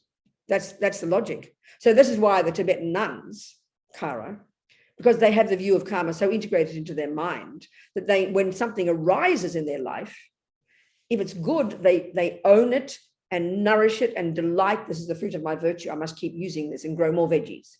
And then when the bad thing happens, like being raped, sexually abused and tortured, they had a reason in their mind. They have a view that's quite solid for them that this is the fruit of their past actions. So that enabled them to work with it and to recognize its purification, to work on having a compassion for these people. Because that, as I said, we knew we had harmed them in the past. It's a huge view to have when it's real. So that because of that, they did not suffer nearly so much. They did, Elaine's point, they did feel the pain of being tortured, of being raped, for God's sake, but their view of it was so utterly different. And I think that's something we don't realize in our life. Well, maybe we do. More and more I hear these days in the medical profession, there are methods for changing your mind in relation to pain. The pain is the pain. But we can see this. You might have someone who's got a knee pain, but who's a very angry person. They suffer a lot more than the person who doesn't have anger because it's the mind. That's how come the guy giving his hand, because his compassion was so tremendous. That mother running into the burning house, her mind was full of compassion, so she didn't even notice her own suffering. This is really logical. We can hear this. Do you understand? Yeah. So they weren't angry. That was what was so shocking, I think, in this group of all these Americans. Typically, we have anger and attachment. They weren't angry. They were speaking quietly. They were sad because anger is saying, how dare this happen to me? I don't deserve it. But if you have the view of karma, like Jinnah, if she has the view of karma, she knew why it happened. So she owns responsibility for it. I caused this. Then why would you be angry with yourself? It's silly. You with me? But I keep stressing, we've got to apply this to the good things as well, to rejoice and delight and be enriched by the good things happening. Never forget for 1 second, if we've got money in the bank, if we've got things, if things are going well, if our business is going well, we take it for granted. We assume, aren't I clever? I must be good at what I'm doing. Aren't I lucky or something? It's just hubris. It's when we remember karma, you'd never take 1 second of that virtue for granted. You'd keep nourishing it and growing more and being more generous and more virtuous and more loving to keep the garden going, because you're owning responsibility for it. Yeah. So how does like the climate, are we all, the climate crisis? Yes, all it's the collective stuff- karma of the entire so we environment. all have done serious All of us, things this is why in the past, environmental all karma, going yeah, environmental karma, the physical world we occupy, that karma takes much longer to ripen. I think even in ordinary environmental terms, physical it's millions of years, billions of years, isn't it? So the karma of past killing that causes the physical world to harm you now by getting sick and the polluted, that's the fruit of killing mostly. Past killing from countless lives ago, collectively, the entire physical world, animals and humans. So, Yeah. I'm sorry, I just keep on going down this route. I know, go on. But then we do things that we know are bad, like we fly, we're burning fuel all the time. I understand, yeah. So, well, we don't really mean to do that badly, but We don't, what do you want? I mean, I don't know, people who are jumping on planes all the time think, well. I know, well, yeah, this we're in is, the so, environment, okay, but- this is an interesting point because it's difficult. I mean, you've got some people, and this has been going on since the beginning of this time, who leave the grid, who leave society and go and start being, every time you read in the paper, there's a new group of people doing that in some country, getting away from the ordinary world and stop having electricity and stop having this and stop having that. But somehow, the Buddhists talk about we're in degenerate times. So degenerate times means there's masses of delusions and masses of suffering. But this is a time when bodhisattvas appear, when it's a good opportunity to be of help to others. So if you're born in this life and you want to benefit others, you need money, you need aeroplanes, you need these things. So you learn to find a way to mitigate as much as you can the downside, but you try to see the advantages of money, the advantages of aeroplanes, because that enables you to benefit countless millions of people. So it's a different attitude. So you do your best. From your own side, you couldn't care if you have no food, no money, it doesn't matter. But with this powerful compassion, this wish to benefit others. I mean, I'm happy if the Dalai Lama doesn't have to get on a bloody horse or walk from here to there to benefit people. I'd rather he get on an aeroplane. So you got to just see if somehow outweighing the good, surely we try to find the way to outweigh the good to outweigh the bad results. There's different levels of seeing negative results. The environmental is just one of them. It's degenerate times. And this is why, it's a bit late to worry about environment in a way. If it's a result of killing and disharmony and immorality, unethical behavior from countless lifetimes, it's a bit late to try and now put the plastic here. You still do it, but it's the main causes are 1,000 lifetimes ago.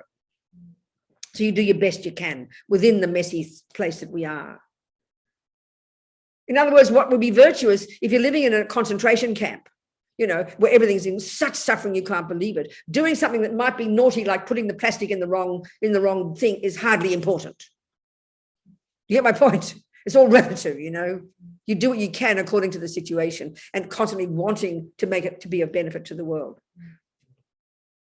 You with me? So we still, from our own side, not be driven by greed and by attachment and anger. That's the main thing. And then, do the best we can within the world that it is, So not be too fundamentalist about it, is my feeling. Do you understand? Yes. So karma and death. Karma and who? Death. Death. Death. What's the question though? It's a bit of a broad question. Right, I know. So my aunt, 82, just passed away 36 hours ago. Yes. In India. We should, what's her name? We'll pray for her. Seema. Seema. Seema. Okay, she's in the intermediate state right now. We'll do prayers for Seema. So she was always a very pious, religious lady practicing Hindu Okay, all right. her life. Sure. And then she dedicated her last almost 30 years to Yeah. stay in the prayer room. of Wow, her house amazing. and Little yogi, little yogini. pretty much. Amazing. At about her 81st year, she started to get some health issues, Mhm, ended up in the hospital in the last 2 months mhm. and passed away in a very painful way. Did she die? Her daughters are mad at God. Oh, this is mad, they are pissed off. When I called them. to They're mainly just properly- mad at God because she doesn't deserve it, they're thinking. She does not deserve it. Well, This it's clear, I mean, lady- this is the irony. Hindus were the ones who came up with karma, I but you know. Indians forget all about it. How do I, I can't. You give can't any explain. advice, Just, no, I just keep say, quiet. well, I mean, you can if you like. Just say, don't forget karma, don't forget karma. That, and maybe, and no, the way to say it is that, because she was so virtuous, Yeah. and this suffering at the end, because she was able to deal with it, Yeah. she was purified masses of karma and it helped her go straight to the pure lands, whatever you want to say. So say it like that.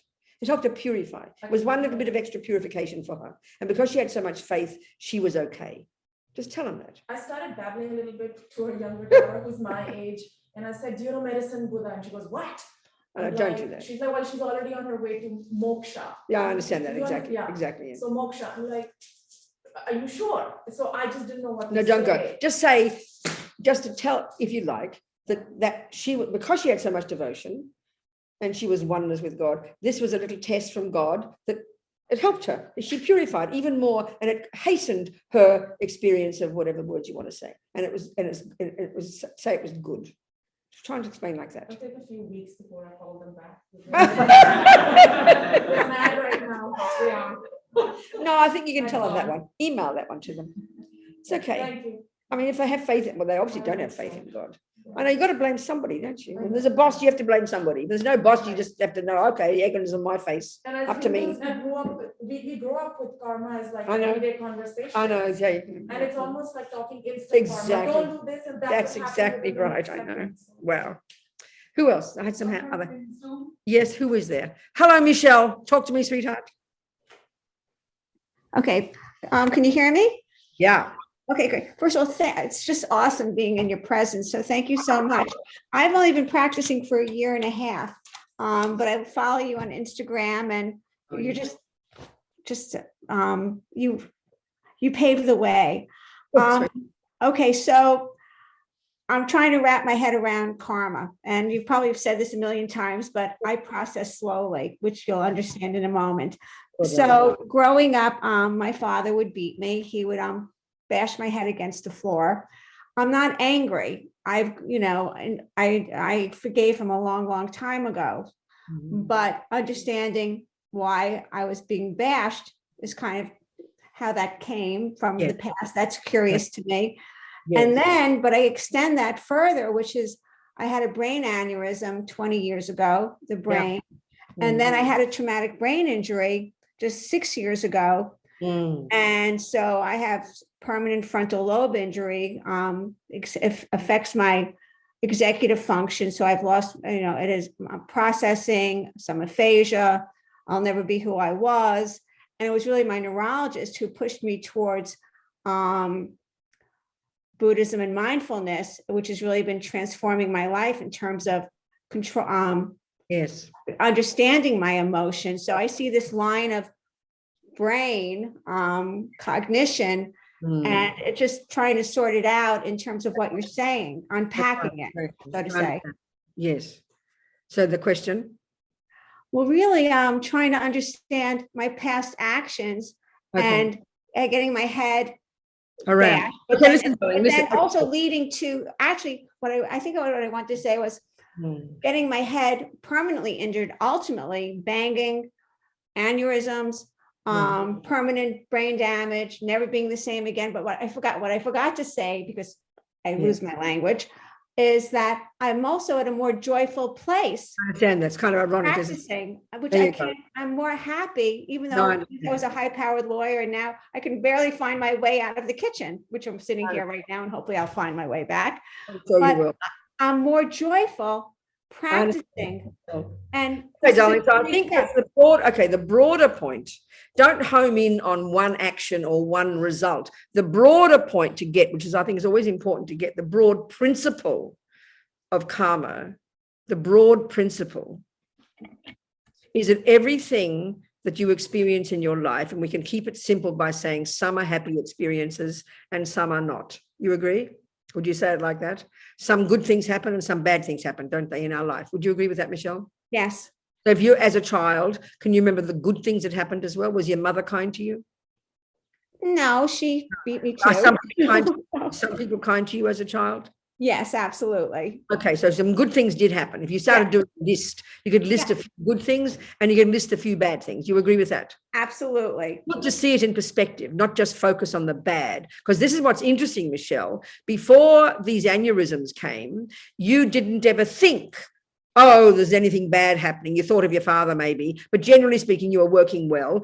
Every second that things were going well, every second that you were working well as a lawyer, every second that your cognition was working nicely, you took it for granted. You didn't sit there going, wow, I wonder why I'm happy. I wonder why I'm a good lawyer. I wonder why life is treating me nicely. It's only when life starts to treat you unnicely that we start asking questions, which is kind of ironic. So get the broader picture and know all the things that you can label happy experiences, nice experiences at the hands of others, people who respect you, people who pay you, people who give you, the banks who give you credit, your husband if he's kind to you. There he is, I suppose. That's your hubby, isn't it? He's just walked by. Your hubby's kind to you. If people are kind to you, these doctors are kind to you. All of that, every one of those actions is the fruit of some virtue of yours, some action similar to that you have planted in your mind in the past. So then when you can take on board the good things, then you go, aha, the weeds must be the same. My father, I must have strong karmic connection with my father. He was angry. You know why he did it, because his own rage.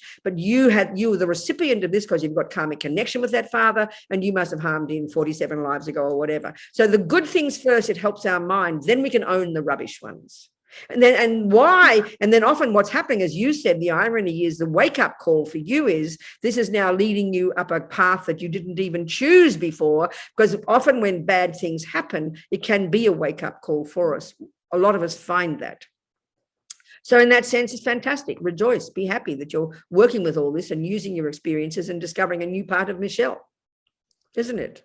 So yes, we have strong karmic connections with countless people, Michelle. And the logic of karma would be there's no way in the world you could bump into any person who either helps or harms you whom you haven't done it to before. It couldn't happen. It's just not logical.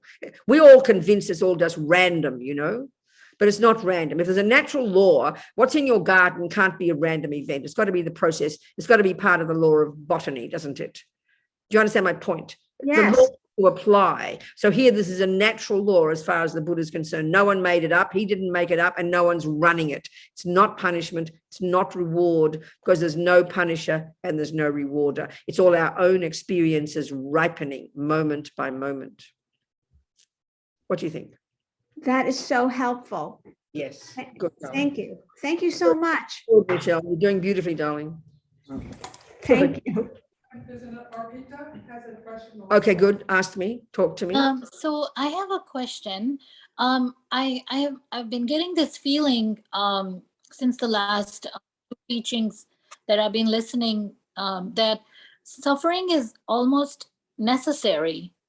I feel like if I wasn't suffering, I wouldn't be led to Buddhism. And like, is it really important to suffer? Well, I think, okay, put it this way. Let's say you were learning to ski and you didn't know the laws properly and you break your leg. So that's a wake-up call, and it could be the best thing that happened to you, because now it's forced you to realize you didn't learn to put the skis on properly, and you had to. And in that sense, you didn't have to suffer. You could have learned the laws properly beforehand and prevented the break. But given that you didn't learn the laws properly and you did break your leg, it's now a wake-up call, and it'll force you to learn it. So we don't need to suffer in order to not break our leg. But if we do break our leg, we can use the suffering. This is exactly Michelle's experience. So it's almost like a blessing in disguise.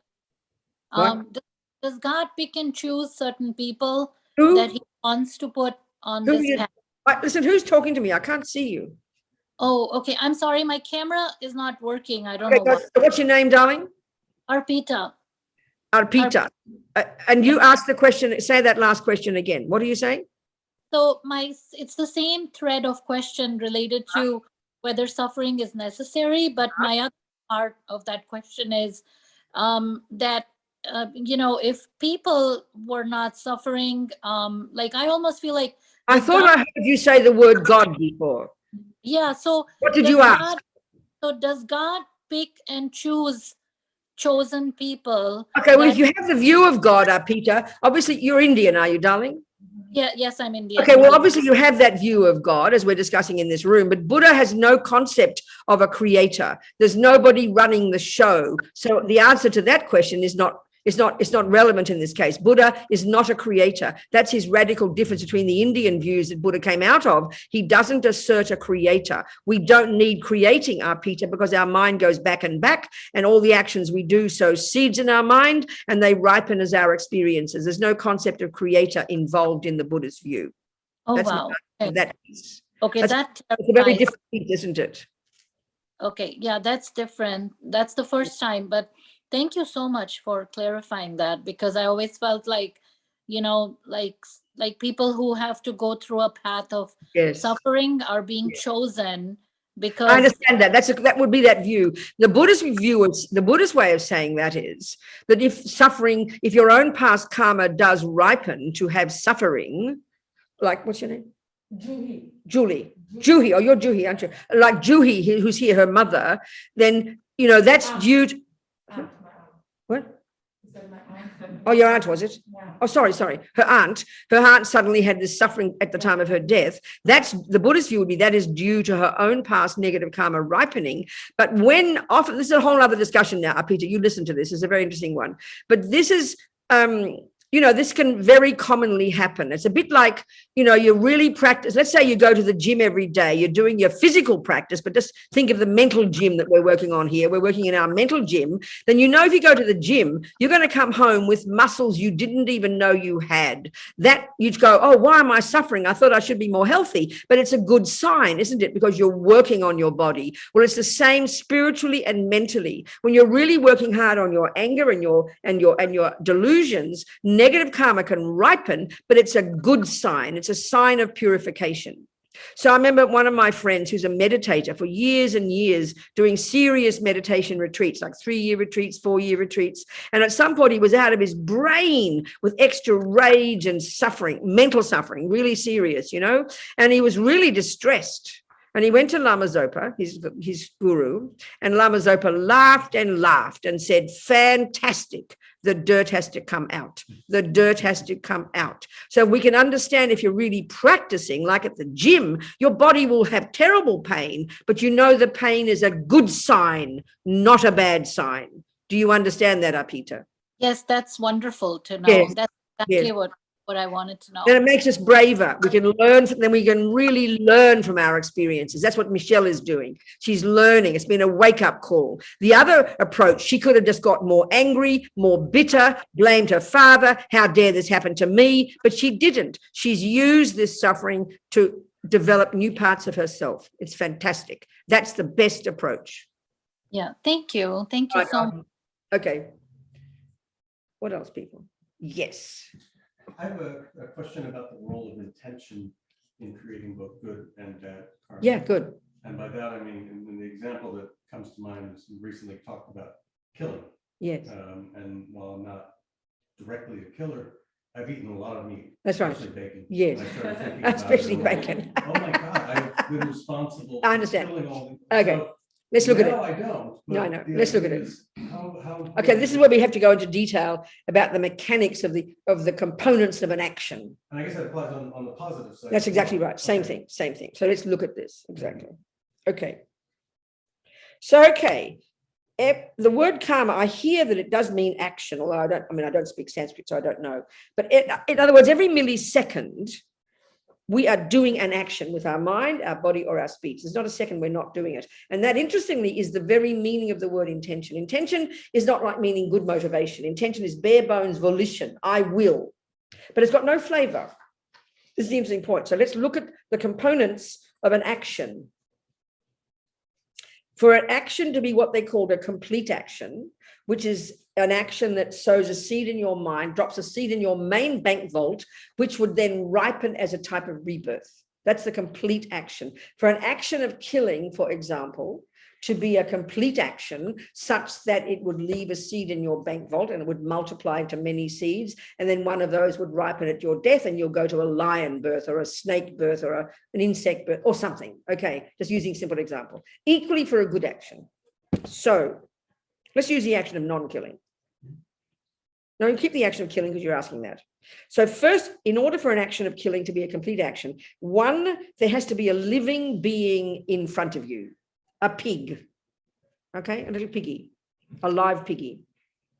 Second, there has to be two parts of your, more than this, but there's two parts of your mind. One is the intention, I will kill the piggy. And then two, motivation would be greed and attachment to eat its, pieces of flesh. Attachment to eating meat, right? 3, you do the action, you kill the piggy. 4, dead piggy. Then you eat the bacon. So the eating of the bacon is another action. It's the killing part. Now, as soon as we hear this, we'll have a panic attack because it then sounds like, oh, I didn't kill the pig so I can eat the bacon. Oh, I didn't kill the chicken so I can eat the chicken. It's not a question of that.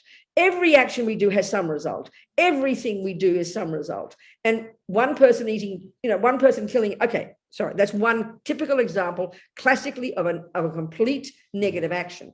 So that doesn't mean there's not some karma from the action of eating pig. So now let's look at your action. 1, was there a living piggy right in front of you? Was there a piggy in front of you who was alive? No. No. 2nd, did you intend to kill the pig? Did you say, I will kill the pig? No. No. Was there motivation of attachment to eating bacon? Yes, but not to kill it. If you said to yourself, oh, I'm so glad that butcher killed this pig. I'm so happy that he prevented me from having to make a big mess. I'm so glad. That's almost worse than killing because you rejoice in someone else killing. You didn't have that thought either, did you? But then you didn't kill at all. Now, this doesn't mean you didn't have a karmic result because everything we do affects everybody. But it's much more nuanced and subtle than we think. So the first thing we think, because we want to get off the hook, oh, I can eat pig then. That's not the conclusion. That's not the point even. But so put it this way. So now let's look at the general one of meat eating. It's a broader issue. Okay, now let's look at that. Well, first of all, I think we only ever ask this question in relation to eating the flesh. We wear the leather belts, we wear shoes, we buy silk. I mean, look at the suffering of the silkworms. The little silkworm has got its own little kind of long pieces in its little kind of house, and we kill the silkworm, boil it alive, so the silkworm would normally get out and break the silk, so we can have long pieces of silk. I mean, that is beyond monstrous. But I've never yet person asked the question, what is the karma of having silk? What's the karma of wearing a belt? What's the karma of occasionally people ask about medicine. What's the karma of wearing leather shoes? So every action we do does have some result. Most of what we do is just program. We don't even think about it. We're so unconscious. So depending on a person, every person in this room could have a plate of bacon. Every one of us would have a different karmic result because each one of us brings different things to the party. So there could be some person who is starving and who never eats meat because they have such compassion they can't even bear to think about. One of my sisters, she's never eaten meat, and she never goes on about it. And I said, "Why don't you eat meat, Jan?" "Oh, how?" She said, all I see is a cow. How could I eat it?" I mean, I nearly burst into tears. I thought, how kind of her. That's compassion, right? Incredible. So now, one person could be starving and have such compassion for animals, but they really know they've got to keep living out of compassion to benefit sentiment, so they eat their piece of pig. How can you possibly think that's a negative action? How could it possibly be? We know the pig died.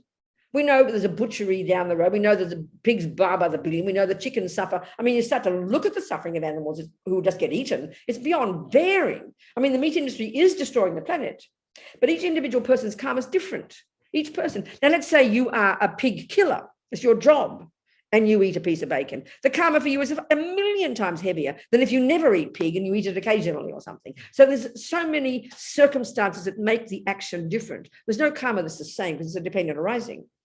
So let's say, now let's look at the meat industry. But the broader, no, not the meat industry yet, but the broader issue is what is the karma that we create by using animals' bodies for our benefit? That's the broader question. But why we only ever ask it when it comes to eating, I think it's because we're attached to food. So that's why there's so much neurotic, so much fundamentalism about veganism and vegetarianism and fanatic and judging and pointing fingers and screaming and yelling. Of course, the industry is a disaster, but it's because we're attached to food. Now, I remember one time on Facebook, I was in Liverpool in England, and I had a picture of me in this amazing cheese shop buying this kick-ass cheddar. Okay. And I remember this fundamentalist fellow, how dare a Buddhist nun eat cheese, giving this lecture to me. Now, I didn't want to be political, but I'd always wondered how many creatures die on the road. So I did a bit of research, and sure enough, some Dutch fellows done the numbers, and it's like trillions of little mosquitoes and bugs on the road, just on the number plate, that get slaughtered every day. And I presented this to him, this fellow. Oh, you can't help that, he said. In other words, because we don't eat the bugs, we don't care. It's so irrational, it's almost unbelievable, Then I found another example, and this is a very telling one. This scientist in Victoria, in Australia, where I come from, in Melbourne, the state of Victoria, he was fed up with all the fundamentalist vegans and vegetarians. And I mean by meaning the fanatic ones who boss everybody else around, acting all noble, and fundamentalist, anything is a drag, we know that. So he said he saw this, there was this wheat field, and in the off season, millions of these cute little field mice gathered there. And he had pictures of them. He said they sang love songs to each other. They were so cute. And guess what they did when they had to grow the wheat? Well, who's the wheat for? 20% for the bulls, for the meat eaters, and 80% for the holy vegans and vegetarians. But they slaughtered them, and I'm sure they didn't slaughter them nicely. But he even said to that one, well, you can't help that either. In other words, as long as we don't eat it, according to these fundamentalists, it doesn't matter. That's completely irrational. I mean, in other words, the Buddhist approach is you can't exist on this planet without causing tremendous suffering. Our body is a walking zoo, Under our arm is a walking zoo. Our mouth is an entire ecosystem. We don't give a damn in hell. As long as we don't eat it, we think we're holy. But I mean, there's billions of creatures die for the rice, for the veggies. That just means don't not eat anything, but at least be conscious, at least be aware, at least have compassion, and then observe our attachment. You're attached to, I understand. I'm attached to meat. So that's why it's better for me, for this reason, personally, for my karma, to not eat meat, because I'm attached to it. My sister Janet is not attached. She could eat a piece of meat one day and it wouldn't matter for her, because there's two things. There's the effect on the outside world, and there's the effect on your own mind. So the first one is to work on the own mind, have compassion, and if it's beneficial for you to say no occasionally, that's a good practice, because there's attachment that drives you. Do you understand? So, but it's not technically killing, but we are, of course, connected to the killing. But also the other point is this. We assume in our world that it's all, supply and demand. So if you stop demanding, they'll stop supply. It's not like that. People have got the karma to work in the slaughterhouses, to be the fishermen, due to their past karma. And if the chicken factory dies out, they'll go to the pig factory, because due to karma, you're going to want to kill. You can't help it. The second, though, the really interesting point, I remember in Maine years ago, where they do lobsters, right? Suddenly one season, 10 times more lobsters turned up in the waters of Maine. And of course, the fishermen initially were happy, but then it collapsed the prices. So that was karma of theirs. And then secondly, the poor old state government had to spend millions of dollars marketing these damn lobsters, So who invited the lobsters to come? There were no orders for extra lobsters. The karma of all these beings to be born as lobsters in this place to help deflate the price for the fishermen. It's also interdependent. Nobody asked them. Do you understand my point? So there's more than just supply and demand, and there's more to it than merely whether you eat or not. There's more to it. So we should be conscious and know that just our living depends upon the lives and deaths of sentient beings. The plate of veggies, it looks nice to eat just plain rice, but the creatures who died is far more than if you eat one lamb chop, which doesn't mean the meat industry is not good, not bad. So there's many things to think about, is what I want to try and say. Do you understand? Yeah. Time to go to dinner, lunch. Hang on a second, sweetheart. There were some more people before, weren't there? We'll do it after lunch. We'll do it. So we're having 90 minutes for lunch, are we? All right, good. So yes, sweetheart, you talk. You ask. So we talked about some of these. Just down while we're talking, just so I can hear. We talked about some of these more extreme emotions of jealousy Yes. and pride and anger.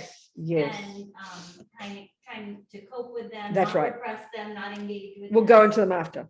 We'll go into this. What are some healthy ways to cope with more subtle emotions like fear or sadness? We'll go into those. We'll discuss them after lunch, darling. That's what I'm going to get into more detail. But these ones, the fundamentals are attachment and aversion. They're the basis of all the others. Okay. So this is the ground. We'll go into these later.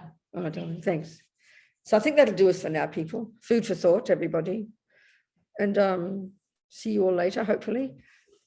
And thank you, everybody. See you in 90 minutes. Thank you. Thank you, darlings. Much love. The manifestation of this particular quality, kind of the courage and action energy and optimism and confidence that to get things done, to do things, to cut through the obstacles, to make things happen, to be successful. She represents that, based on wisdom and compassion. If you're familiar, fine. But she's got this, and there's this form of Buddha, it's a different form from the shape of the Buddha looking like a monk. You know, it's from the Vajrayana, it's different. It's the body, so they call it the Bodhisattva style. It's quite different. So she's green light body, sitting on a multicolored lotus, and she's got her left leg drawn in like in meditation, but her right leg, she's resting on another little lotus, kind of like this action pose, ready to hop up and help sentient beings. Very radiant and beautiful. Imagine this, just in front of you, this green light body sitting on a multicolored lotus. If you're familiar, fine. If not, don't worry. And we just imagine, we'll do like 3-minute meditation, it's enough. Thinking all your wishes, all the things you're frustrated about, the things that aren't happening, the things that you want to be successful, like your business, your family, your relationships, your children, and then not to mention the whole world, wanting to be free of suffering and have no wars and only have peace and happiness. All of that, just think all of those things, want strongly these things, wishing that the suffering would go, your suffering and the suffering of others, that there be no suffering and that there be only happiness and only the results of virtue, basically. Thinking strongly, wanting this and imagining from her heart. Imagine all the sentient beings and imagine from her heart, light goes out, beams of light, like laser beams of light, go out and enter into every single sentient being, taking away all their suffering. Just imagine this, taking away all their suffering and giving them everything they need, all the happiness they need. If you want children, have children. If you want money, have money. If you want to be successful, of course, for the sake of others. All is not just based on self-centeredness. Stop the wars, stop being angry, all of these things, stop people being violent for their sake and the sake of everybody else. Imagining all this coming from this light pouring into us, purifying all the suffering, purifying all the causes, bringing things, everything that people need, strongly imagining this. And we'll just say the mantra a few times, Tara's mantra. If you don't know it, that's okay. I'll just sing it, a few times, and then we can just, that's it. That's all we're doing. That's what we're going to do. Om Tare Tu Tare Tu Re Swaha. Om Tare Tu Tare Tu Re Swaha. Om Tare Tu Tare Tu Re Swaha. Om Tare Tu Tare Tu Re Swaha. Om Tare Tu Tare Tu Re Swaha. Om Tare Tu Tare Tu Re Swaha. A few times, just silently to ourselves, continue to want this for all sentient beings, be free of suffering and have all the things that we need. Om Tare Tu Tare Tu Re Swaha. Tare Tu Tare Tu Re Swaha.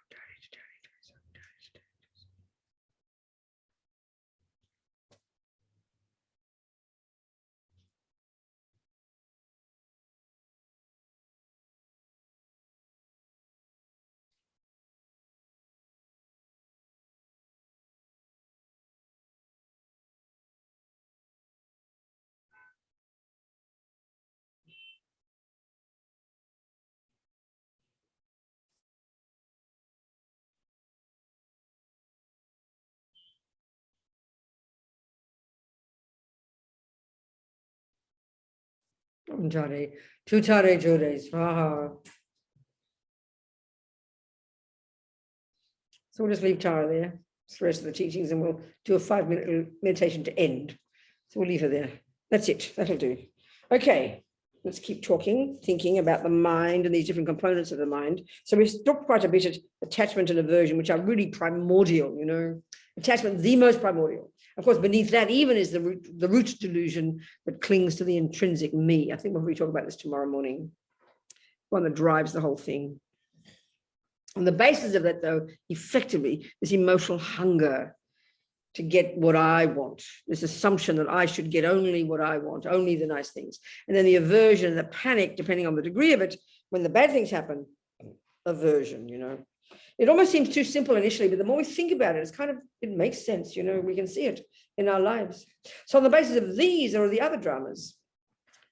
So, one we know so there's attachment and aversion or anger or depression, depending on your, what your mind is like. And then on the basis of these, you've got other ones. So for example, one that's pretty common in the world, I suppose, is called jealousy. We mightn't think that we're jealous, but even if it's just, so this is what's fascinating about jealousy, by the way, in this kind of structure. Jealousy is rooted in anger. It's very surprising, isn't it? Because it is about it's how dare that person be happy? How dare they be happy? It's like anger. Because anger is very linked to jealousy. Or jealousy is rooted in anger. Anger is rooted in attachment, but some are particularly coming from attachment and some particularly come from anger. And it's quite surprising to think of jealousy like that. But if you think about it, you know, I mean, look at the destruction that people do on the basis of acting upon jealousy, you know? Harming others, harming the person. It's very interesting. And it's a really, and we mightn't think that we're jealous. And we see if anybody, in other words, how would it manifest? It would manifest when somebody else has got something or happiness. Of course, it's most fierce if someone takes your boyfriend. Of course, that's the one that's most intense, isn't it? But it can be at work, it can be in relation to jobs, it can be in relation to positions, people being successful, someone getting something and you think, you know, and immediately you relate it to yourself. Well, I should have that, or how dare they have it, something like that. So it can be quite subtle. We might call it jealousy. It's like a resentment there, isn't it? So one of the powerful things for the antidotes for these, I mean, the antidote to this is quite obvious, not initially, but when we discuss it, you'll see. Antidote to attachment, of course, is much more subtle. I mean, when we look at attachment, there's many factors in it. Okay, one factor, one component of attachment is dissatisfaction, the most primordial. So clearly the antidote to that, and this sounds really curious, is learn to be satisfied. Learn to be content with what it is. I mean, there are the grosser levels and the subtler levels of this. It doesn't mean you shouldn't change something. We have to distinguish between the virtue and the non-virtue. The reasonable, no, I didn't order chocolate cake, I ordered carrot cake. It's okay if it's not coming from anger. How dare you? I said chocolate cake. You're not like that. So that would be giving up attachment. But even the one of dissatisfaction, just all the time, this constant sense that I'm not enough, I don't have enough, it's not enough, I don't get enough, I don't achieve enough, no matter what money I've got, it's not enough, how much you love me, it's never enough. It's like a real disease, we can see it. Well, the immediate antidote to that feeling is try to be happy. I mean, typically the partner, one of the worst part, I'm sorry, I'm jumping back to attachment again, in terms of antidotes. But the worst pain in relationships, we see it, you know, you adore this person, you're in love with them. And then as you start to live together, you start to see the faults. Inevitably, you start to see the faults, which is aversion. It brings aversion. He shouldn't do this, he shouldn't do that, and he does this, he does that. Why does he not do this? And then how, you know, and then not satisfied with the way he shows his love for you, not satisfied with the much money, not satisfied, whatever it is. So then always, and then naturally, attachment wants to make it different. So one of the commonest things in relationships, we want to manipulate the person to be what we think they should be. So then we live in expectations that they should be that, and they should love me more. So sometimes it's so severe, no matter what they do, it's not enough. We can see that. We can see that. It's a nightmarish experience. No matter what the child does, it's not enough. No matter what you do for your child, for your mother, for example, your old mum, you know, you spend a life being frustrated. I mean, you can see it sometimes, especially with mums who are invisible. You know, now she's this fat old woman. Who cares about a fat old woman? The most unimportant person on the planet. So all their life not being satisfied, the mother, your darling mum, not being fulfilled, not being seen as anybody. I mean, this is the suffering. But from their own side, no matter what you do for them, it's never enough, is it? You know that. It's like a nightmare sometimes. And that suffering between children and the parents can be like a nightmare. So from the side of the mother, this constant dissatisfaction, no matter how much you love me, you could be lying in bed, drinking, giving your mother your blood, and it won't be enough still. Oh, I need more blood. You're not giving me enough blood. I mean, hear my point. This is the suffering, the nightmare of this specific function of attachment, dissatisfaction, which means finding fault, which is anger, and never being satisfied with what they do. So one of the most powerful antidotes is to try to be satisfied with what this person is giving you. I mean, it's tremendous practice. It's a huge practice. It's enormous. It's really hard to do because we believe that they're not doing enough. We believe you don't love me enough. So we become like vampires, just sucking the blood of a person, and it's never enough. That's the tragedy, because we keep thinking, well, if I have one more time you tell me you love me, it'll be enough. No, it's never enough. One more piece of cake, never enough. One more drink, never enough. This is the tragedy of the attachment, the dissatisfaction. It's a bottomless pit, you know. So to practice being content, it sounds ridiculous, but this is profound. Then we get it confused and we think, well, I'm, because we're always dissatisfied, let's say, with our achievements. It's never enough. So my feeling is it's like you've just passed grade 1 in music. Oh, I'm only in grade 1. Then you go to grade 2. Well, I might get satisfied when I get grade 2. Oh, I'm only in grade 2. And you get to grade 947. I'm only in grade 947. You will never be satisfied. If you keep thinking, well, if I go further, I'll get satisfied. No. It doesn't. So then being satisfied with being in grade 1, what you've achieved now, doesn't mean you sit back and relax. You can still want to go further, but you are delighted you're in grade 1. You rejoice that you made to grade 1. Then you're excited to get to grade 2. Then you're content with grade 2. So it's a tricky thing. It doesn't mean just being complacent if you get fulfilled and satisfied. Now, satisfaction is being happy with what you've got and then continue to move forward. You're a work in progress. No contradiction. It's really important. This is attachment, antidote. So of course, if you have attachment of possessiveness, then you learn to loosen the grip. This person doesn't belong to you. How outrageous. And that's especially with children, because we assume in our culture, we actually make the child. We actually believe that. I mean, that's monstrous.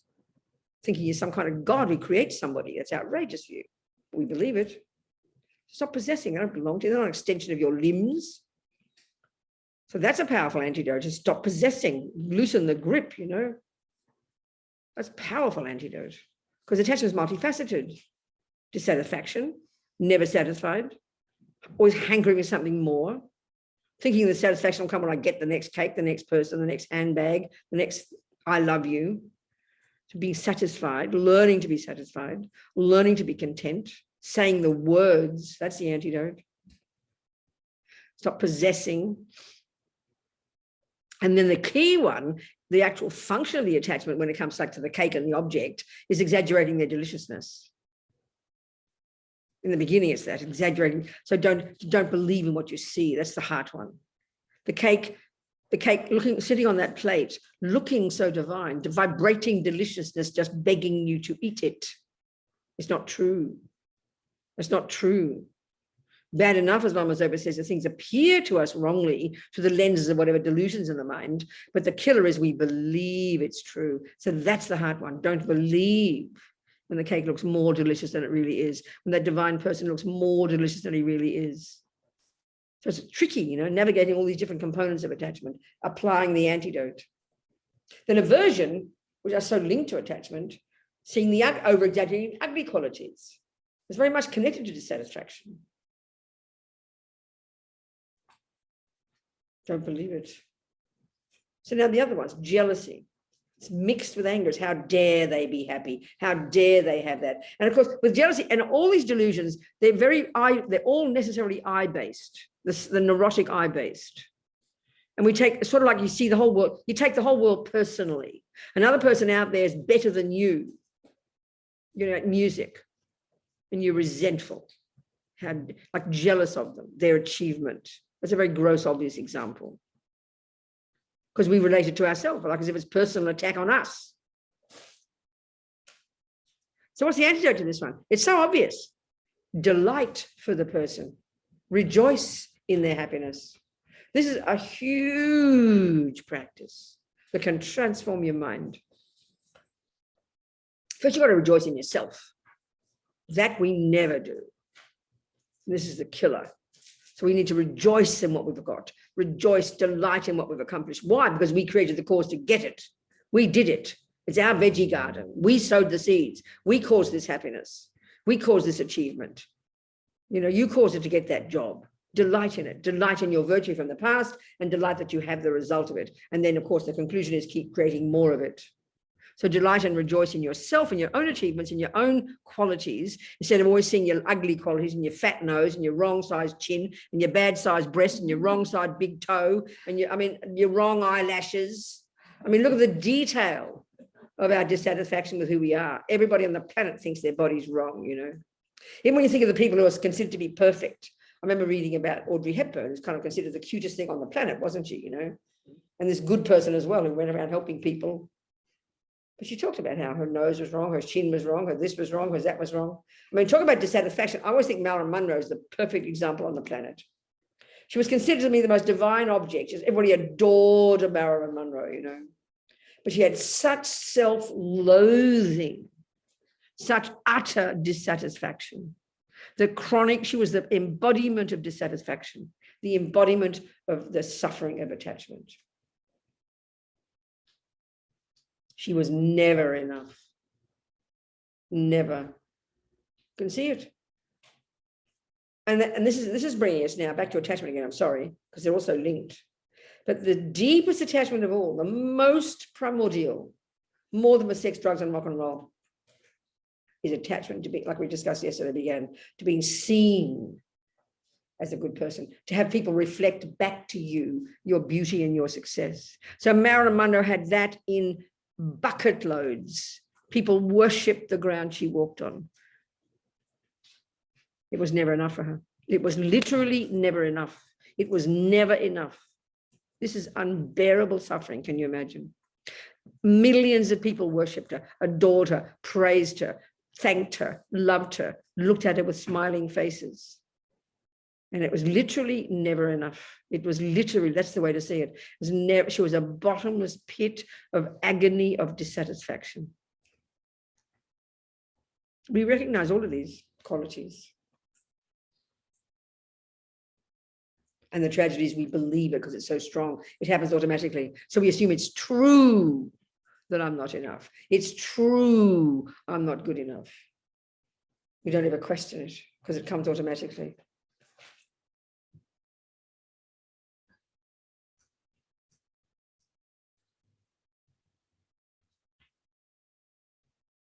That's the main one in relationships, in close relationships, love relationships, you know. I mean, not just there, but look at how intense it is. In the beginning, when it's so divine, why it's so divine in the beginning? Why you're living in ecstasy in the beginning? Because this person is looking at you as if you are an angel. Think about this. They're looking at you with such dazzled eyes that you're the most divine thing they've ever looked at because you look divine to them.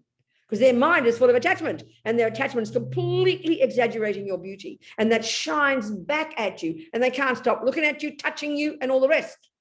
So of course, that part of us that's being fed, it's good to be loved, it's good to be seen, it's good to be heard, it's good to be praised. But the part that's being fed is the emotional hunger of attachment.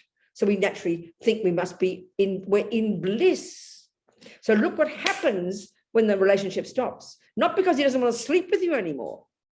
It's because he doesn't look at you anymore, doesn't even notice you. This is why it's so devastating. It's the attachment to being seen that isn't getting what it wants. It's an absolute tragedy. It's like we collapse and die. Suddenly we are now nothing. Suddenly we are nothing. Worse than nothing. This is attachment to reputation. The emotional hunger of being this half a person, because attachment is a symptom of a mentally ill person. And join the universe, we're all mentally ill. It's a question of degree.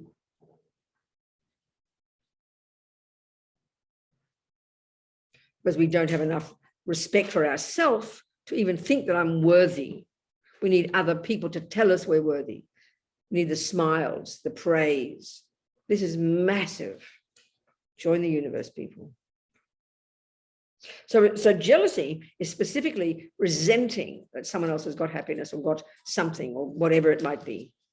Because we take it personally. So the most direct antidote is be happy for them. It's immediate. It cuts it at the root and it transforms your mind, makes you happy. Jealousy is the most painful experience. Be happy, you know. Okay, if it's your husband being happy because someone else is making him happy, you got a problem. You got to start checking on things here. You know, of course, the jealousy is enormous. And, you know, and of course, he's breaking his contract with you, isn't he? I mean, that's an extra component there. So you've got to make some choices. There's an extra thing. Stay or leave, you know, one or the other.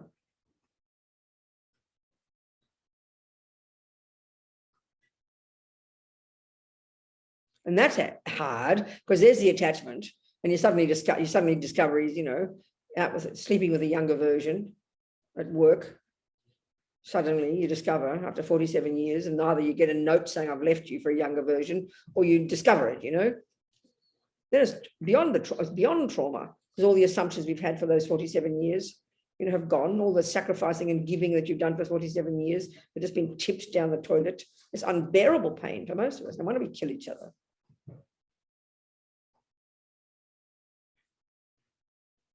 So if you're brave enough, be happy for them. And there's a person I know who was said to be a highly realized yogi from his past life. Doesn't matter who it is, someone I know. He's said to be, right? So for whatever reason, he married this person and had babies. But if he's a high yogi from past lives, it means he has no attachment, no worries, no anger, no neurosis. This is possible. This is possible. So there he was. She was, was in love with him in the beginning, and so now she's a bit bored with him, and she's starting to have other boyfriends. And he knows about it, but he couldn't care less because he doesn't have an ego and attachment. And the best he could do was he said, well, try not make phone calls in front of the children. That was his piece of advice. Didn't touch him at all. That's impossible for us to imagine, okay? That's what we can be like if we have no attachment and no anger and no neurosis, So why we have the trauma is because we've got attachment and because we have aversion and devastated and let down and betrayed and all this stuff, the suffering, the pain, we know what it is. So then, of course, when if it's a relationship you're in and you suddenly, you've got the jealousy, then you've got a few other decisions to make as well, And part of the tragedy is either people put up with it for years on end, pretending, being schizophrenic, basically. Or if you really know that's where you've got to make decisions. And this is often what's hard. This is a whole other discussion now. It's like, this is our biggest tragedy too, that when, whether it's let's say your job, so you can't stand your job, you can't stand your colleagues, you can't stand your boss. You're telling me about or I'm telling you about my mean boss, can't stand the job. And you listen and you're sympathetic. And you say, well, you could leave. You could leave. Why don't you leave the job, Robina? No, can't do that. I'll never get another job. No. Why should I leave anyway? I'm not wrong. He's wrong. Why should I leave? But you're suffering, Robina.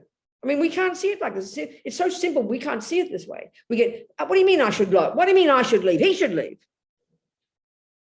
So we can't make the decision to leave because it's too difficult. We get angry, resentful. What do you mean I should change? He should change. If Yogesh starts being mean to me, well, you could leave him, Robina. What are you talking about? He should leave. He should change. So then we sit there in misery because we can't bear to take responsibility for our part of it, which is our mind. It seems too much. It seems too difficult. And this is often what happens, I think, in the political sphere, when you're working for a crummy boss and you get paid less because you're female. It's true. It's good to fight. It's good to fight and be political and try to get changes. And then you get sacked because they don't like you because you're a moaning female who complains all the time. Then you sue them. In the end, what do? You end up going crazy. So there's nothing wrong with political activity, but you've got to be prepared for the suffering.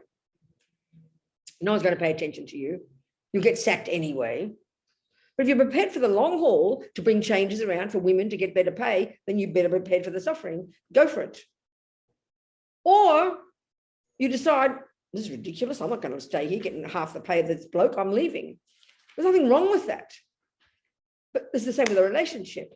But it's almost too simple for us to make these simple choices to leave. As the saying is, if you can change something, please change it. And if you're prepared to do it, there's some kind of policy thing, there's some kind of political action, be prepared for the suffering. Go for it. How noble of you. But you don't have to. If the job is too difficult, if the boss is too difficult. But our trouble is we get, because we're resentful and because we've got attachment, we don't think we should change. What do you mean I should change? It's not my fault. So we sit there in misery because we don't realize we can make a choice. We can make a choice. So basically there's two choices if Yogesh is being mean to me. There's really two choices. It's never that easy, especially if there are children and other things involved, especially if it's children, let's say. But still, if you're really deciding you want the best conditions in your life to help you develop your human qualities and be of benefit to the world, then on the basis of this, you check the relationship. Is it any benefit in this relationship at all? Can I learn something? Is there something useful here? He stopped being so nice to me now. Is there something worthwhile? If there is, you make that choice to stay and work on yourself and you'll learn to be happy. But if there isn't, I'm out of here, Yogesh, goodbye. You make the wisest choice. But our trouble is we can make neither choice. We sit there as victims, unable to choose to leave and unable to choose to work on our mind. You could say, you can leave the job. No, it's impossible, it's impossible. Well, why don't you then start to see some good things about the job? At least if you choose to stay in the job, see some good things about it. No, there's nothing good in it. So we sit in misery. This is how we mostly do, because we feel like victims. We don't think we should change. What do you mean I should change? He should change? Because we're not seeing the reality. If you're not happy, not working, leave it. This is intensely powerful. When it comes down to everything, it's two choices, stay or leave. And this is the point. You feel you don't have a choice because you've got these little children. You might be right, meaning you can't really think it's not best to leave. Well, then you choose to stay. Then you start to be happy. This is the point. But we don't choose to stay. We feel resentful because we're forced to stay. That's not choice. When we can choose, then everything changes. That's why I always quote my friend Sonny in prison. On death row, 17 years in Florida, accused of killing 2 policemen with her husband, totally innocent, in solitude for years with a Bible. She was this nice Jewish girl. Nothing else. Her husband got executed. His brains burst into flames. Like a nightmare after year after year. And she said, finally, I realized I had the choice not to walk out the door, to change her mind. So she gave up being angry. She worked on herself every day. She did yoga. She worked on her own mind in that cell, in this insane situation where she's blamed for killing 2 policemen. Husband even got executed. Lost her children. Like a nightmare, year after year. But she stayed sane and became content and fulfilled because she realized I had the choice to change my mind. And what that means is change your interpretation. That's what it means by giving up attachment, giving up anger, giving up despair. You change the conceptual stories. So she became a happy person. That's intense. We're not in prison. We don't think we have a choice. We stay there paralyzed. That's why, we complain about our partner. You might be right. He might be a creep. He might be a creep. That's your decision. You made the choice. You could leave him. This is too shocking for us. It seems almost too simple. We think it has to be more complicated than that. No, it doesn't. It means changing the mind, basically deciding to stay. And if you choose to stay, like Sunny didn't have the choice to leave, but she chose to stay in a sense. She made a decision to change her mind. She said, even, I finally realized I couldn't change anything, but they couldn't take my mind from me. So I decided I am not a prisoner. I am a monk. I am not in a cell. I am in a cave. She straight out of the mouth of Lama Zopa, She's not a Buddhist. Doesn't even think about karma. She's in Ireland now, after she got out of prison. She made a decision to change the way she interpreted this lousy environment. And this is the point I'm making. You either leave it if you can, leave the job, leave Yogesh, or change your mind. One or the other. They're the 2 options. But we don't realize we've got both. We feel victims in both cases. Can't change the mind and can't change the job. That's why we suffer. Most people live their lives like that. And that's anger and attachment. So jealousy, rejoice for yourself and rejoice for the other person. It's a miracle. It takes the pain away. So what's pride? This is something we don't like to admit to. We do not think we have pride. Most of us do not think we are arrogant. We don't think we have pride. It is one of the worst delusions because it prevents us from seeing it. That's the tragedy. But what's interesting, the flip side of pride is low self-esteem. That we admit to. So if you have low self-esteem, if you think you're less than you are, it's because you want to be more than you are. This is too hard to hear. I should say we, not you. We have all this. This is how we are. We all have pride to one degree or another, but it's incredibly sneaky. It's incredibly hard to identify. So all the delusions exaggerate something. So pride exaggerates your good qualities, your intelligence, your beauty, your this, your that, your activities, your importance, in other words. It's subtle. We don't like to think that we think that.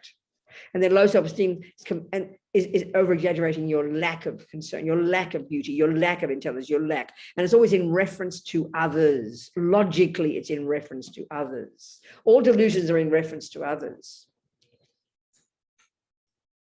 So pride is this constant assumption or constant worry. It's kind of a nervous feeling, you know, and a constant kind of puffed up feeling about yourself. It's hard to identify it.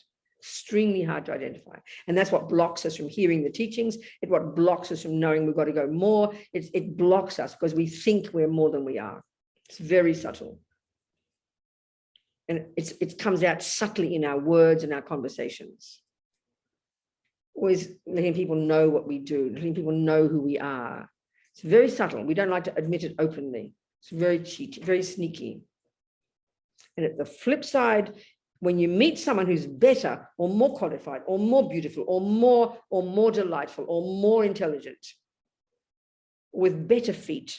At Kung Fu, I'm very proud, I'm very arrogant about my Kung Fu feet. I've got good Kung Fu feet, short and fat. Look, short, compact, fat feet.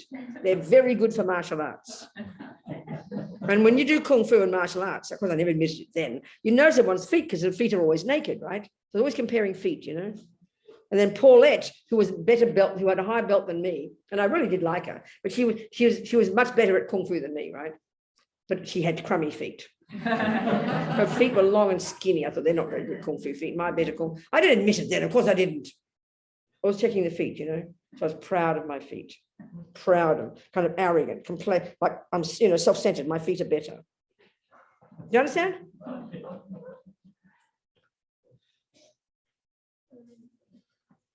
It's quite sneaky pride. And it's fearful. All these delusions are based in fear.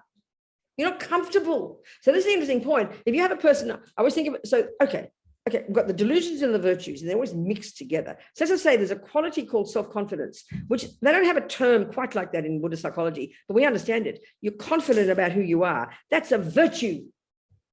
You're content, you're fulfilled, you are content with who you are. You're content with what you've achieved. That's a good quality. But the trouble is, when we hear self-confidence, we hear arrogance. They're completely different states of mind. Arrogance is overinflating your goodness, and it's very subtle, and it's always comparing, and it's nervous about finding people who are better than you. You feel threatened by it, or then you get jealous, you know, whatever, or insulted by it. It's like you take it personally. And then you flip down to low self-esteem. Oh, I'm not the best. I'm no good. It's very subtle, these ones. Then you've got self-confidence and humility. Humility, we don't like as a dirty word, because we think that's low self-esteem. Sorry, low self-esteem and humility. We confuse them. Now, low self-esteem is the flip side of arrogance, and humility comes along with self-confidence. When you're content in who you are humble, you're fulfilled, you're content, you're not arrogant, and you delight in other people being better. You're delighted by it. It doesn't threaten you. So all delusions are connected, are referring to others, and we're threatened by it.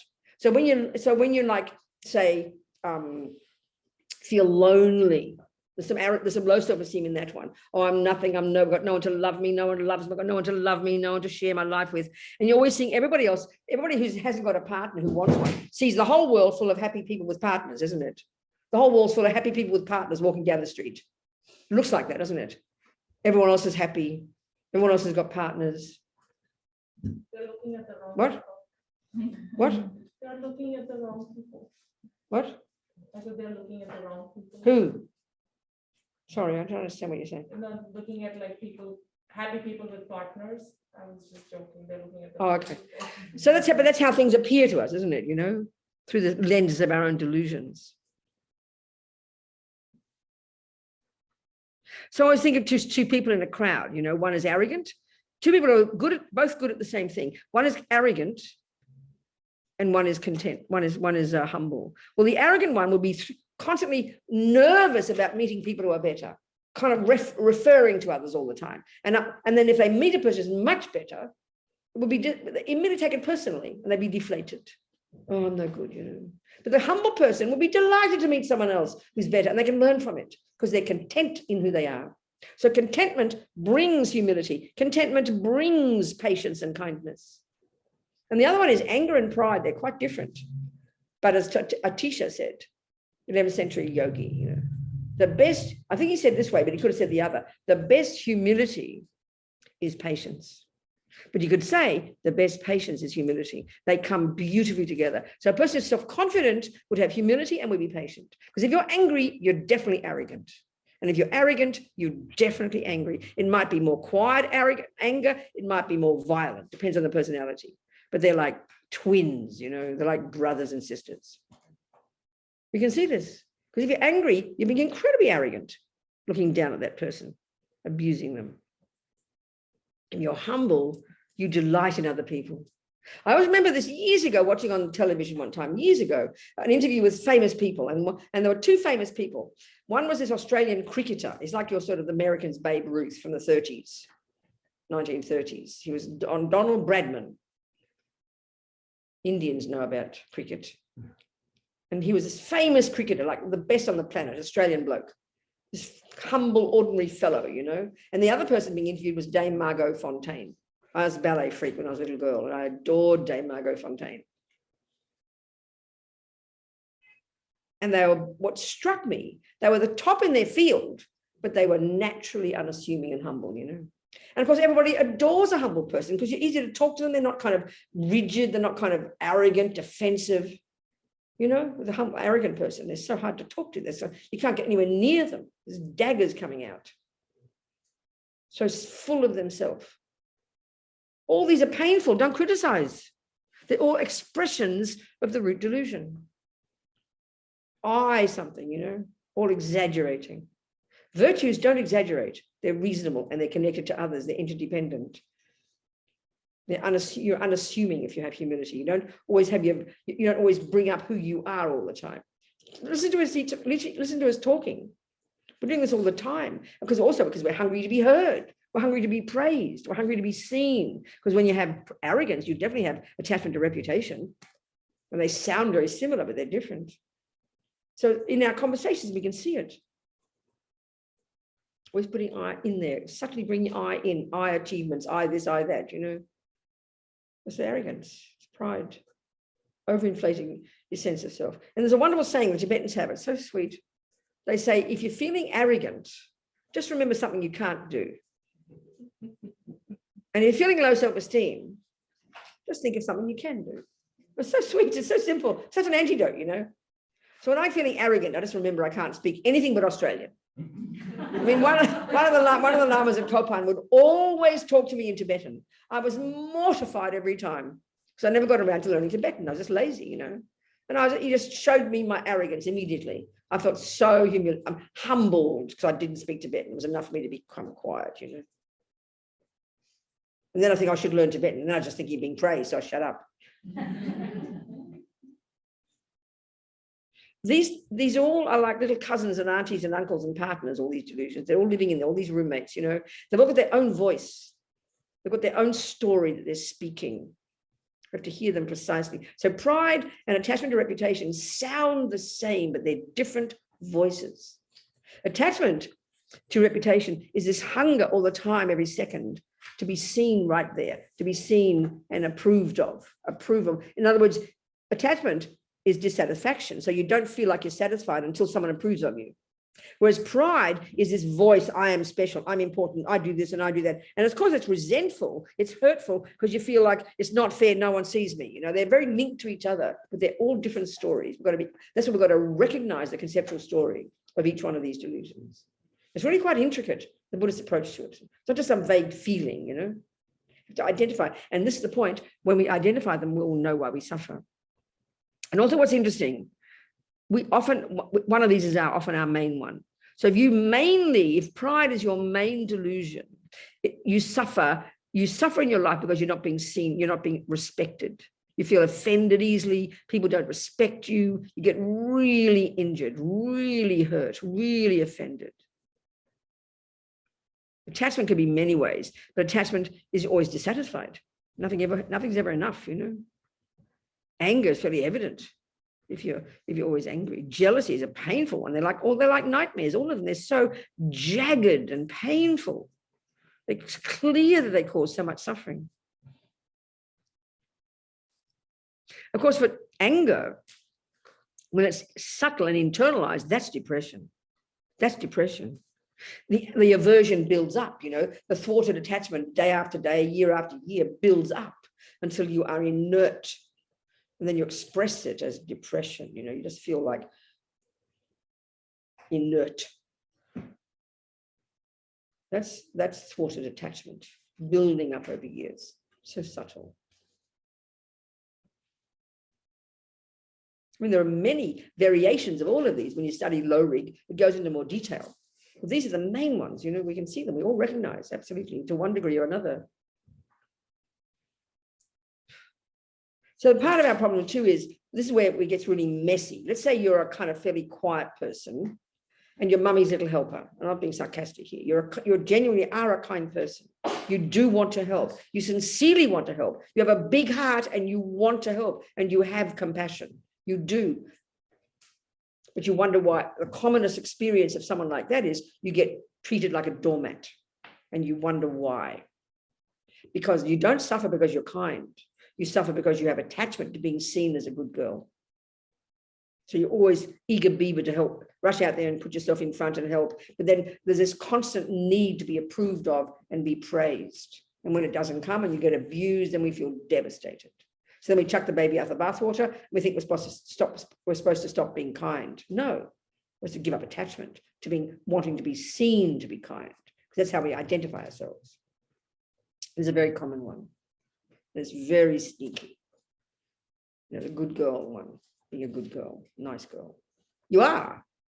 But when you have attachment to being seen as a good girl, to being seen and approved of and heard, that's when it becomes suffering. That's when you get misused, because people do abuse you because you allow yourself to be abused.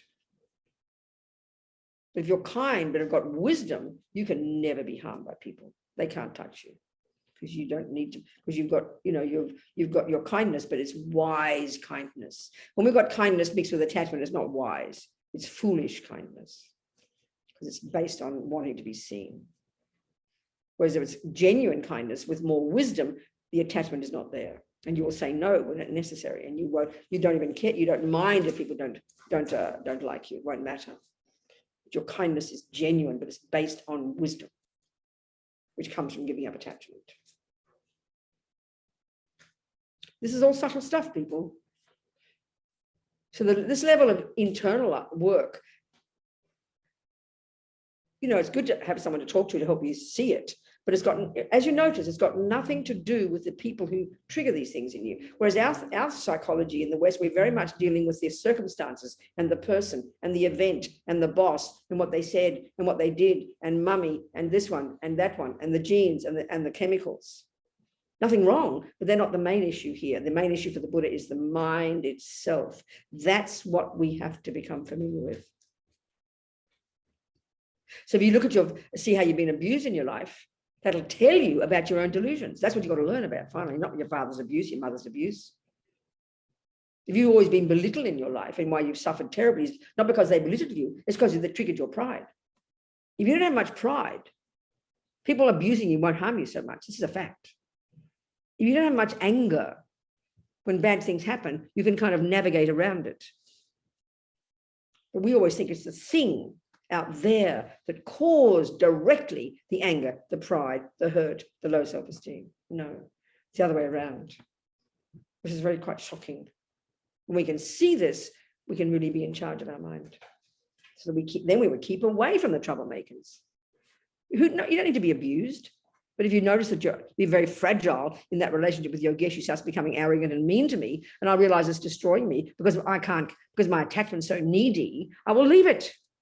I will leave him. Goodbye, Yogesh, I'm out of here. It's so common, so intelligent, so common sense. But we don't have that common sense. Because I keep thinking, oh, he'll love me one day. Oh, he really does love me. Oh, he doesn't mean it. Whack again. No, he doesn't mean it. He really does love me. That's the naive kindness, naive. It's driven by attachment, you know, the martyr mentality. We have to see the mind, the thought beneath the emotion.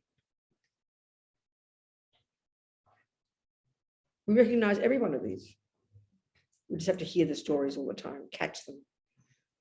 Notice the external that triggers it and then go to inside. That's the job. This is the job of being a Buddhist. This is the wisdom room. We are the beneficiaries of this work, and we should focus on that. That's why I said to Jinnah quite strongly, the compassion for the other person is not yet. That comes in the compassion room. We'll talk about it.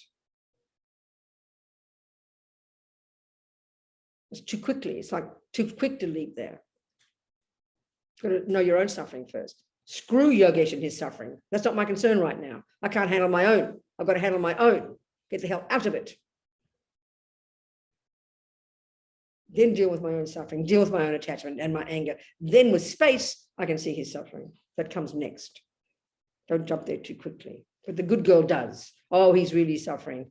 You know, of course he is. But if you can't handle even your own attachment, your own anger, your own fears, your own jealousy, then how the hell can you help him? You can't. It's naive. Compassion is not enough. You've got to have wisdom. Proper compassion is informed by this work on your own mind. It gives you courage and strength. Then you can afford to have compassion for him. Meanwhile, he's going to continue to suffer until he works on himself.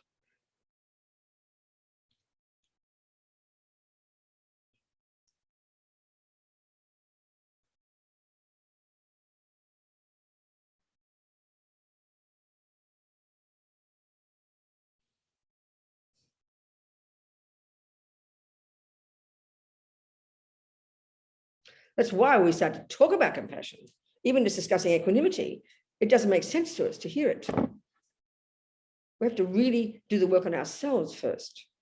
This is why in the Four Noble Truths, it's so clear. The Buddha's talking to you. He's not talking to your husband. He's talking to you, You're suffering. You got the suffering of suffering. You got the suffering of change, and you have all pervasive suffering.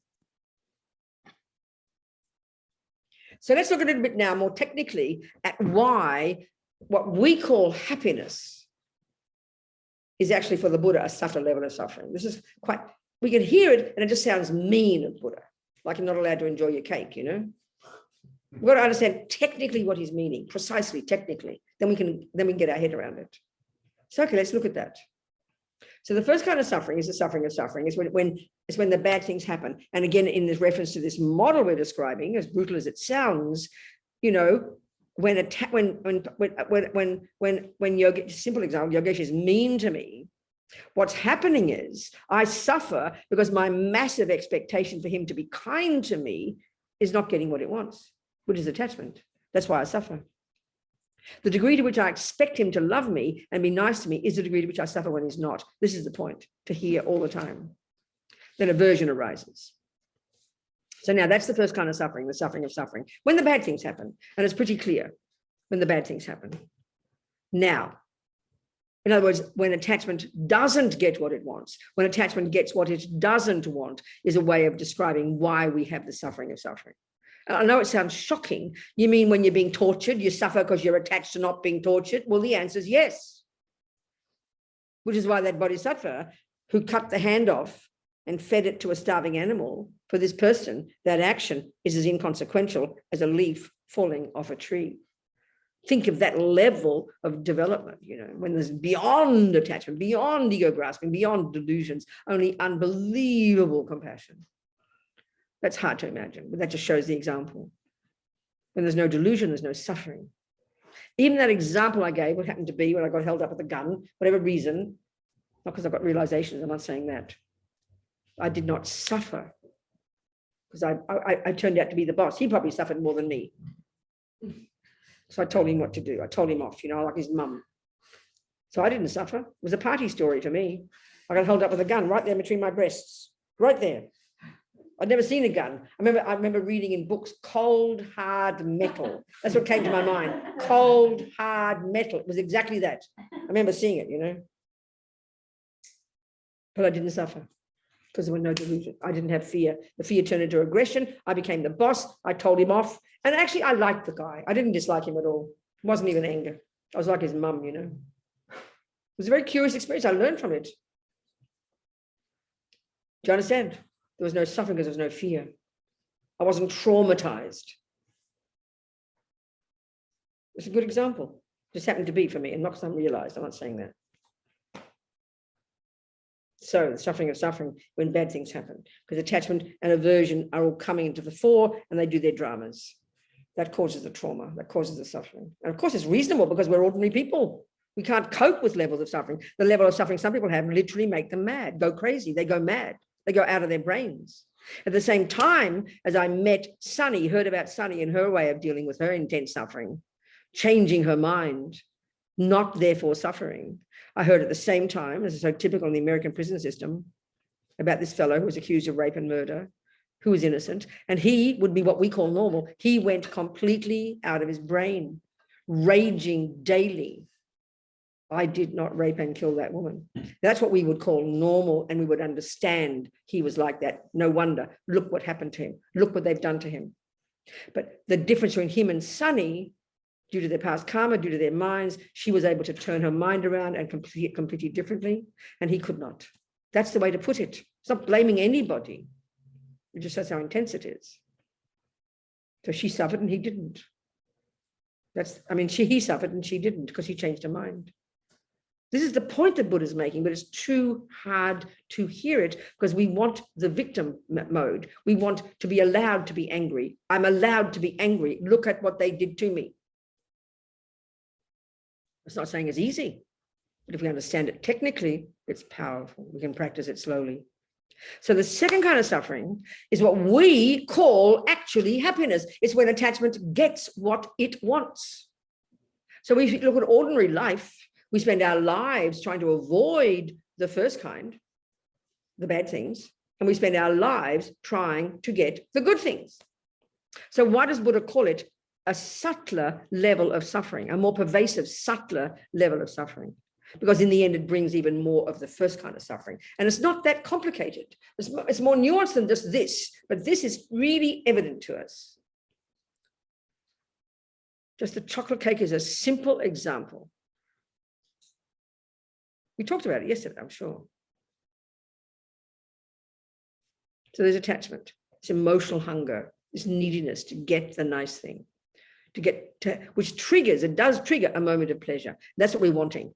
We want the pleasure. That's the thing. We want the pleasant feeling. That's the bottom line, isn't it? We don't want the unpleasant feeling. We want the pleasant feeling. Nothing wrong with that, Buddha says.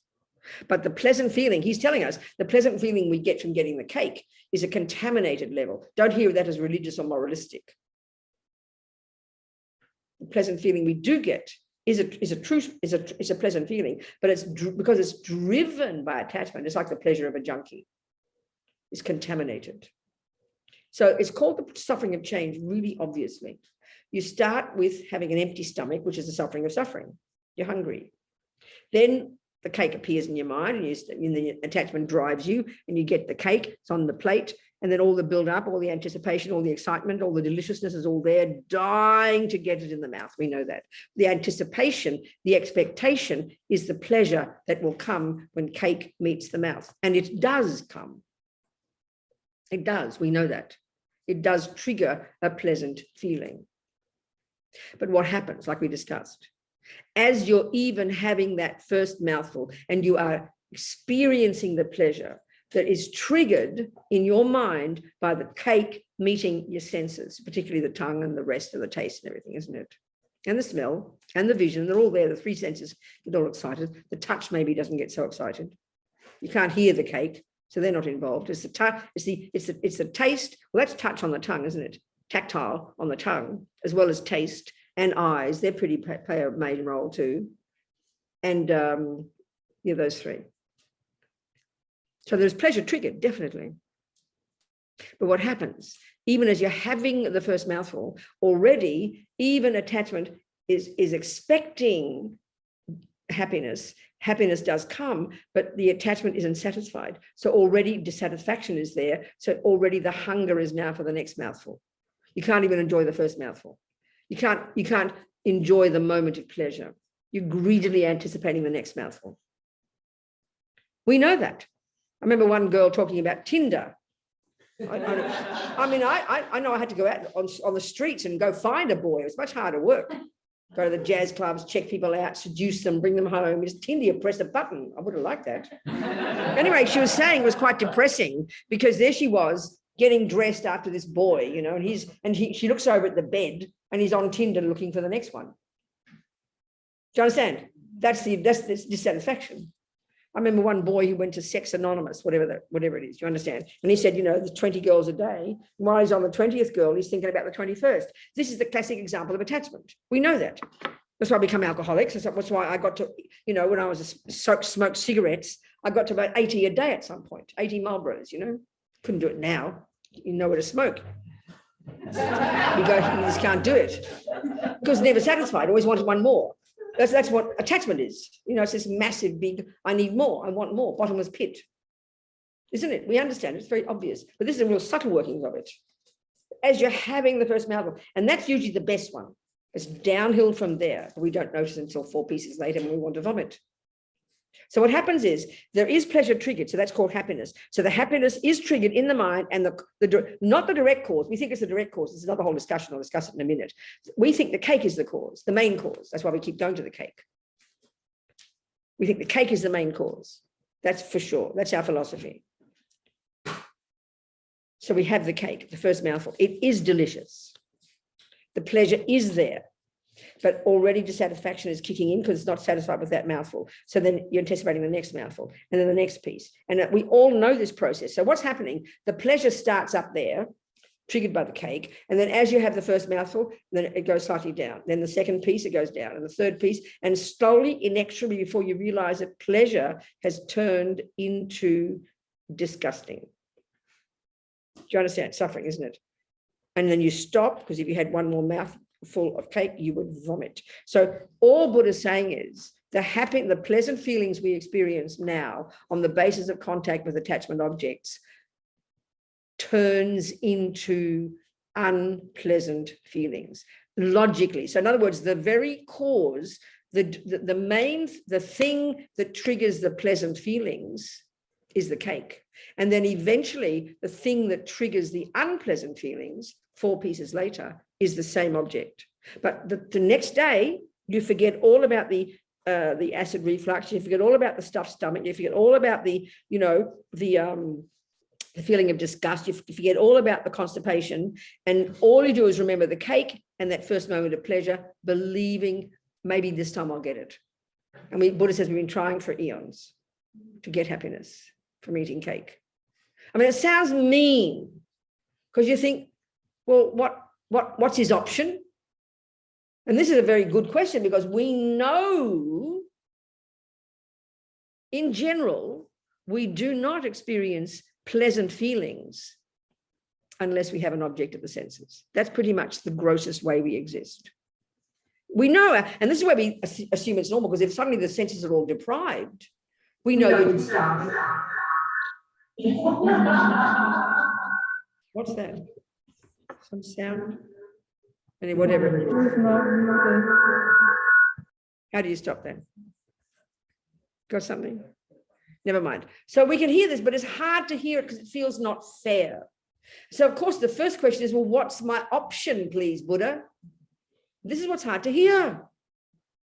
So again, don't throw the baby out with the bathwater. Don't be nihilistic. We have to learn.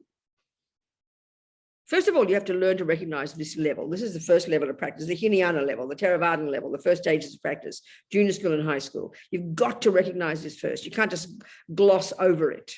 You've got to see how the pleasant feelings that are triggered by the cake don't last. So at least if you recognize that and learn to be content with that, already you're giving up attachment. You can still have the cake, but you don't expect more pleasure. If you learn to be satisfied, even that's a simple level, learn to be satisfied with the amount of pleasure you do get and change the mental process as you're going along. Even that is a profound practice.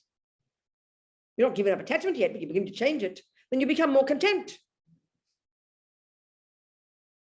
Whereas if you just have this assumption, you've got to keep eating. This is what I was a kid, because I'm totally attached to food. As a kid, I would always eat until I was stuffed, because we conflate a stuffed stomach with satisfaction, but we know it's not. You just want to vomit. I remember one of those shows that show all, the different people, like suffering people. Like one was this obese. This girl was like 500 pounds or something. This little girl, really, but it's 500 pounds. And her mother said, it was so sweet the way her mother said it. She said, oh, she's always been like that. She never felt full. Think of that meaning. Her body, her stomach was full, but her mind was never satisfied. We don't distinguish, and that's the suffering. I would always eat beyond my stomach being full because I kept waiting for satisfaction to come. And I couldn't put more cake in because I would have vomited. We understand this. So what are we going to do? You can't just give up food. Don't be ridiculous and go around and, eat kind of brown bread all day and eat nothing. Nothing wrong. I mean, this is the Mahayana view. There's nothing wrong with pleasure. You just have to learn to know how to navigate it and understand it. So the first level is understand it nakedly and clearly and technically, And if you want to have, you're not going to give up food. I mean, if you like Geshe Lama-Kontrul, who lives up in the mountains naked, 6 foot of snow in winter, in a complete bliss with no food, no sleep, and no water, that's fine. You can handle. But we're not like that. So we learn to navigate it and learn to be satisfied. Be satisfied with the pleasure that does come, the pleasant feeling that does come, knowing that it doesn't come from the cake. It's just a trigger. We'll discuss this in a minute, what its main cause is, the pleasure. It's not the cake. It's proof it's not the cake. It's proof. Buddha says, if cake is the main cause of pleasant feelings, the more you eat cake, the happier your pleasure will go up and up and up until you're in ecstasy. We know that's not true. That's proof that cake is not the cause of pleasure. The best boy on the planet isn't the cause of pleasure either. Because at some point you become revolted. You got to have a rest and start again. But we just addicted. We're addicted. This is the addiction of being a junkie, an alcoholic, cake, whatever it might be, because attachment is limitless in its capacity to find something that we can glom our attachment onto, Of course, the subtler one beyond the senses is the one of approval and all that business. So it's clear. It's called the suffering of change. It's a more nuanced, subtler level. But we don't know any choices. We have no options. So this is why Buddha's solution, like I said yesterday, he says, you think, we think, he's talking to us, you think happy feelings come from getting what attachment wants. No, he says, happy feelings come when you give up attachment. That's the practice of the second scope. That's the real practice of being a Buddhist. Understanding that suffering comes from attachment. But you've got to do the analysis because it's not how we think at all. And you've got to see the logic of it. And then slowly learn to be satisfied. Learn to be content with the amount of pleasure that comes, and not keep expecting more, because that's the attachment driving it. Then, that means also discipline. Stop after the second piece. The emotional hunger wants to keep going because you're not satisfied yet. You have to learn to be satisfied. That just means changing the story in the head. It's possible.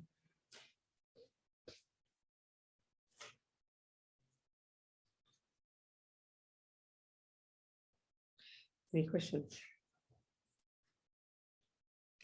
You can see that all this demands a lot of attention, isn't it? It demands a lot of awareness, a lot of self-awareness, a lot of attention, a lot of watching what's going on, unpacking and unraveling and listening and constant attention, which is why it's so necessary to have some space and time sometimes.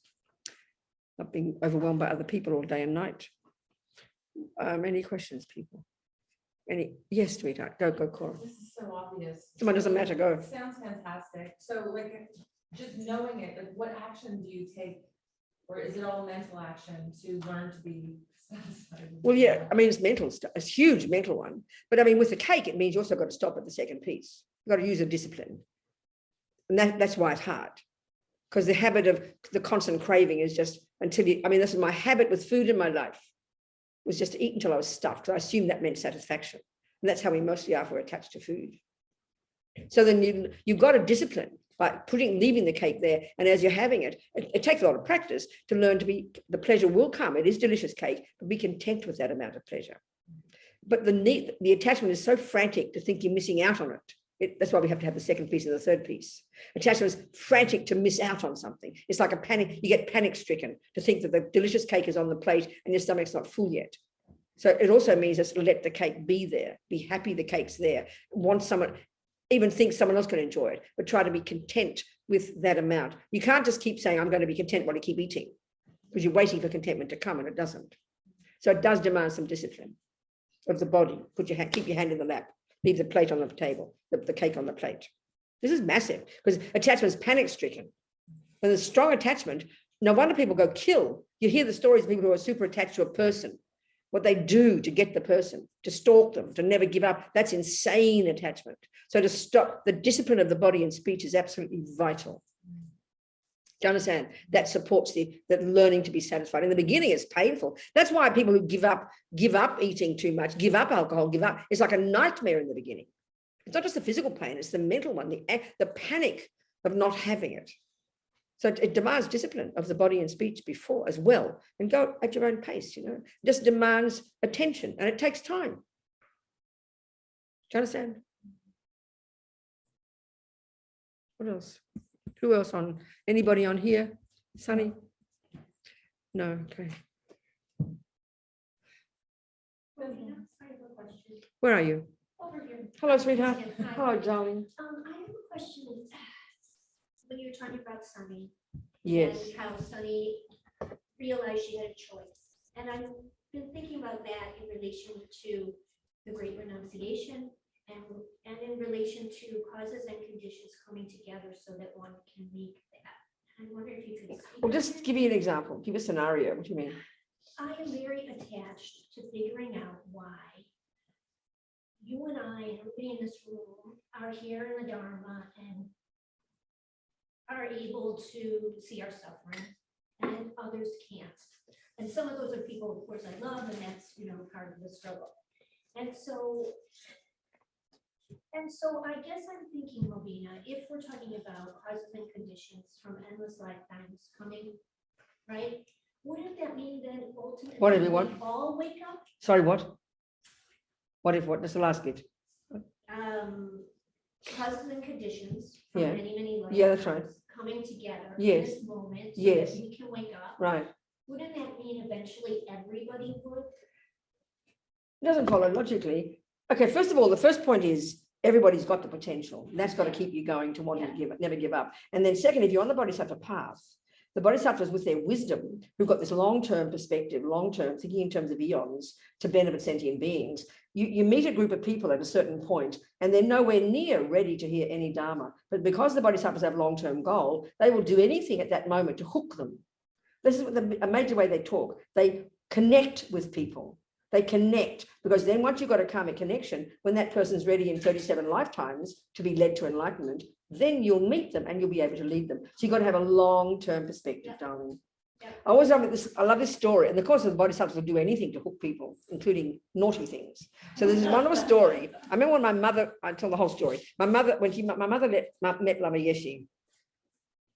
My darling mother, anyway, whatever, no, I'm going to my mother. But she met Lama Zopa and Lama Yeshe. First of all, she saw them from a distance. And my mother's very proud, but I adore my mother. She was such a good woman and had 7 babies and never stopped taking care of us. She was a wonderful, I love my mother. And she was my music guru and all these things. I love my mother.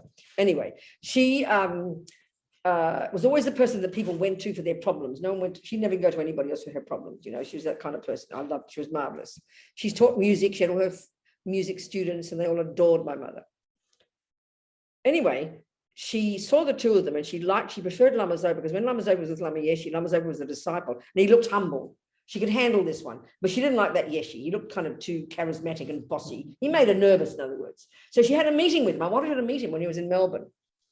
So she did, and I left them in the meeting. And she came out of the meeting, I took her to the car, and I could see she'd been deeply touched by him, but she was as mad as hell at him. He kept watching the television while I was talking, you know. So I was really, I thought, oh God, you should always talk. And my friend Adele House, who actually is the author of Big Love, that book about Lama Yeshe, we went to school together. We both went to the convent. And my mother and Adele were friends. They'd drink sharing and gossip together, you know. So Adele would tell me, oh, your mother's always on that Yeshe, you know. Oh God, she's criticizing a bodhisattva, whatever. So anyway, I heard this lovely story about this bodhisattva. And these dudes, you've got to have this view that they're long-term, life after life, with fierce determination, fierce compassion, fiercely working on their minds, becoming more and more outrageously qualified as they go from life to life, with long-term perspective, to never give up working for sentient beings, meaning getting them when they're ready, because not everybody's not ready at once. So this Bodhisattva was in some village and he hooked everybody. They talk about hooking. He made connection using peaceful methods. That's the best way. Hello, how are you? So they all thought he was lovely. So he got them. He made a karmic connection with them. But there was one old lady didn't notice him. So he couldn't leave her behind. He wanted to make a karmic connection. Are you hearing the point about karmic connection?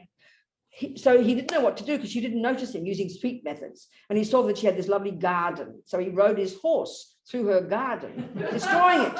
Well, now she noticed him.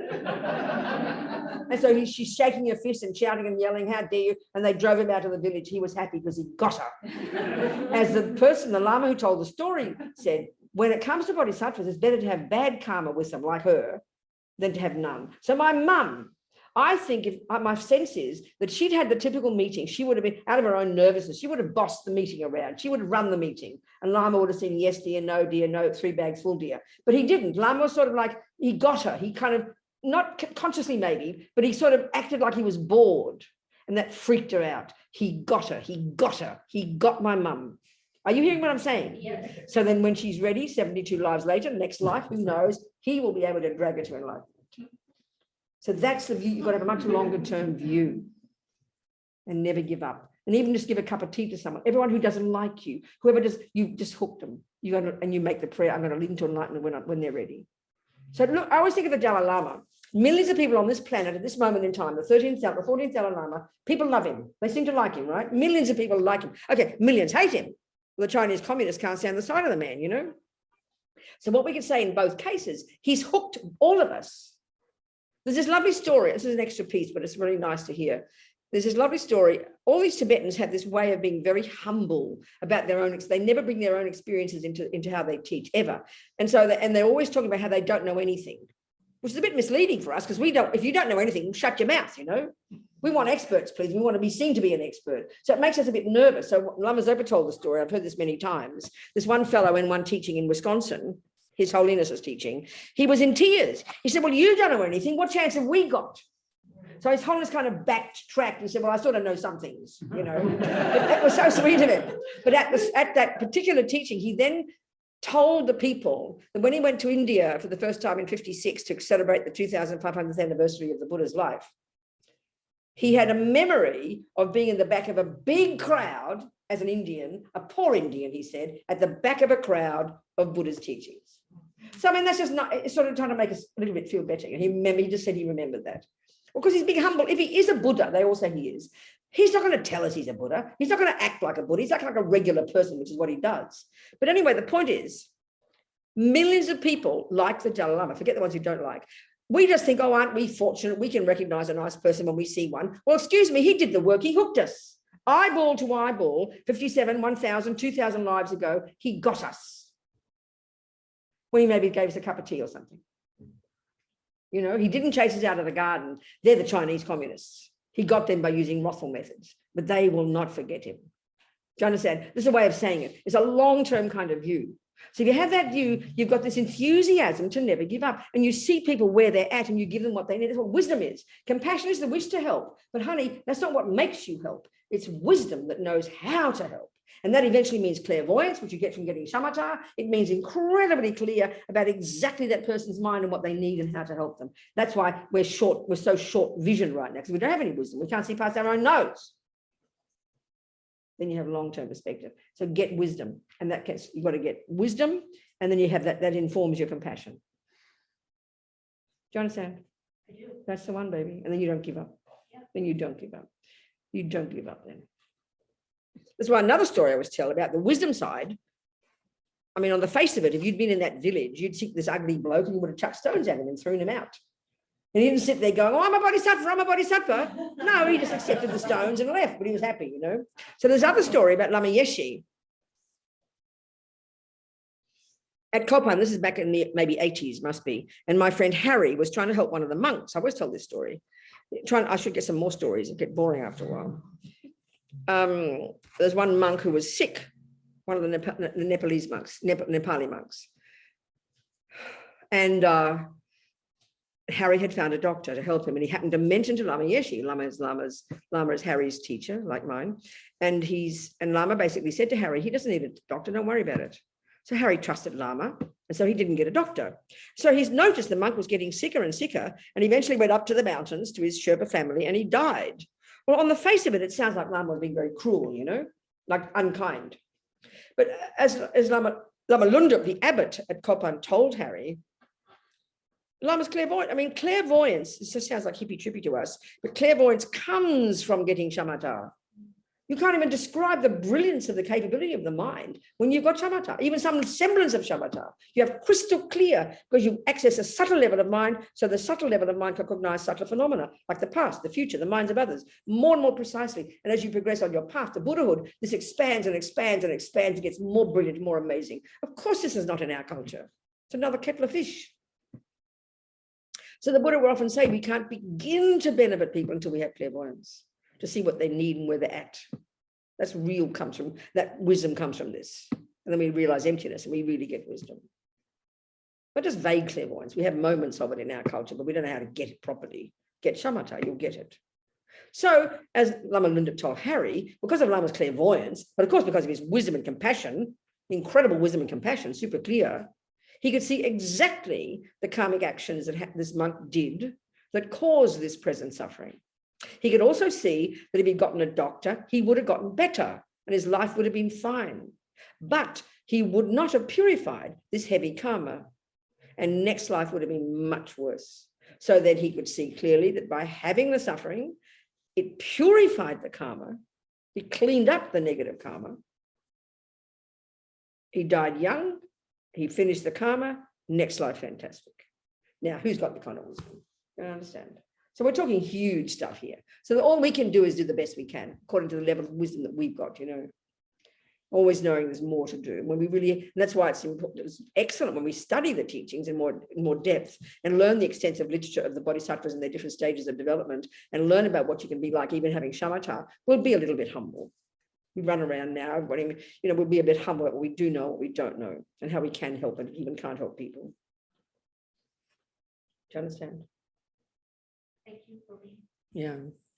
Hello, Sheil. Hello, Venerable. I just want to say thank you.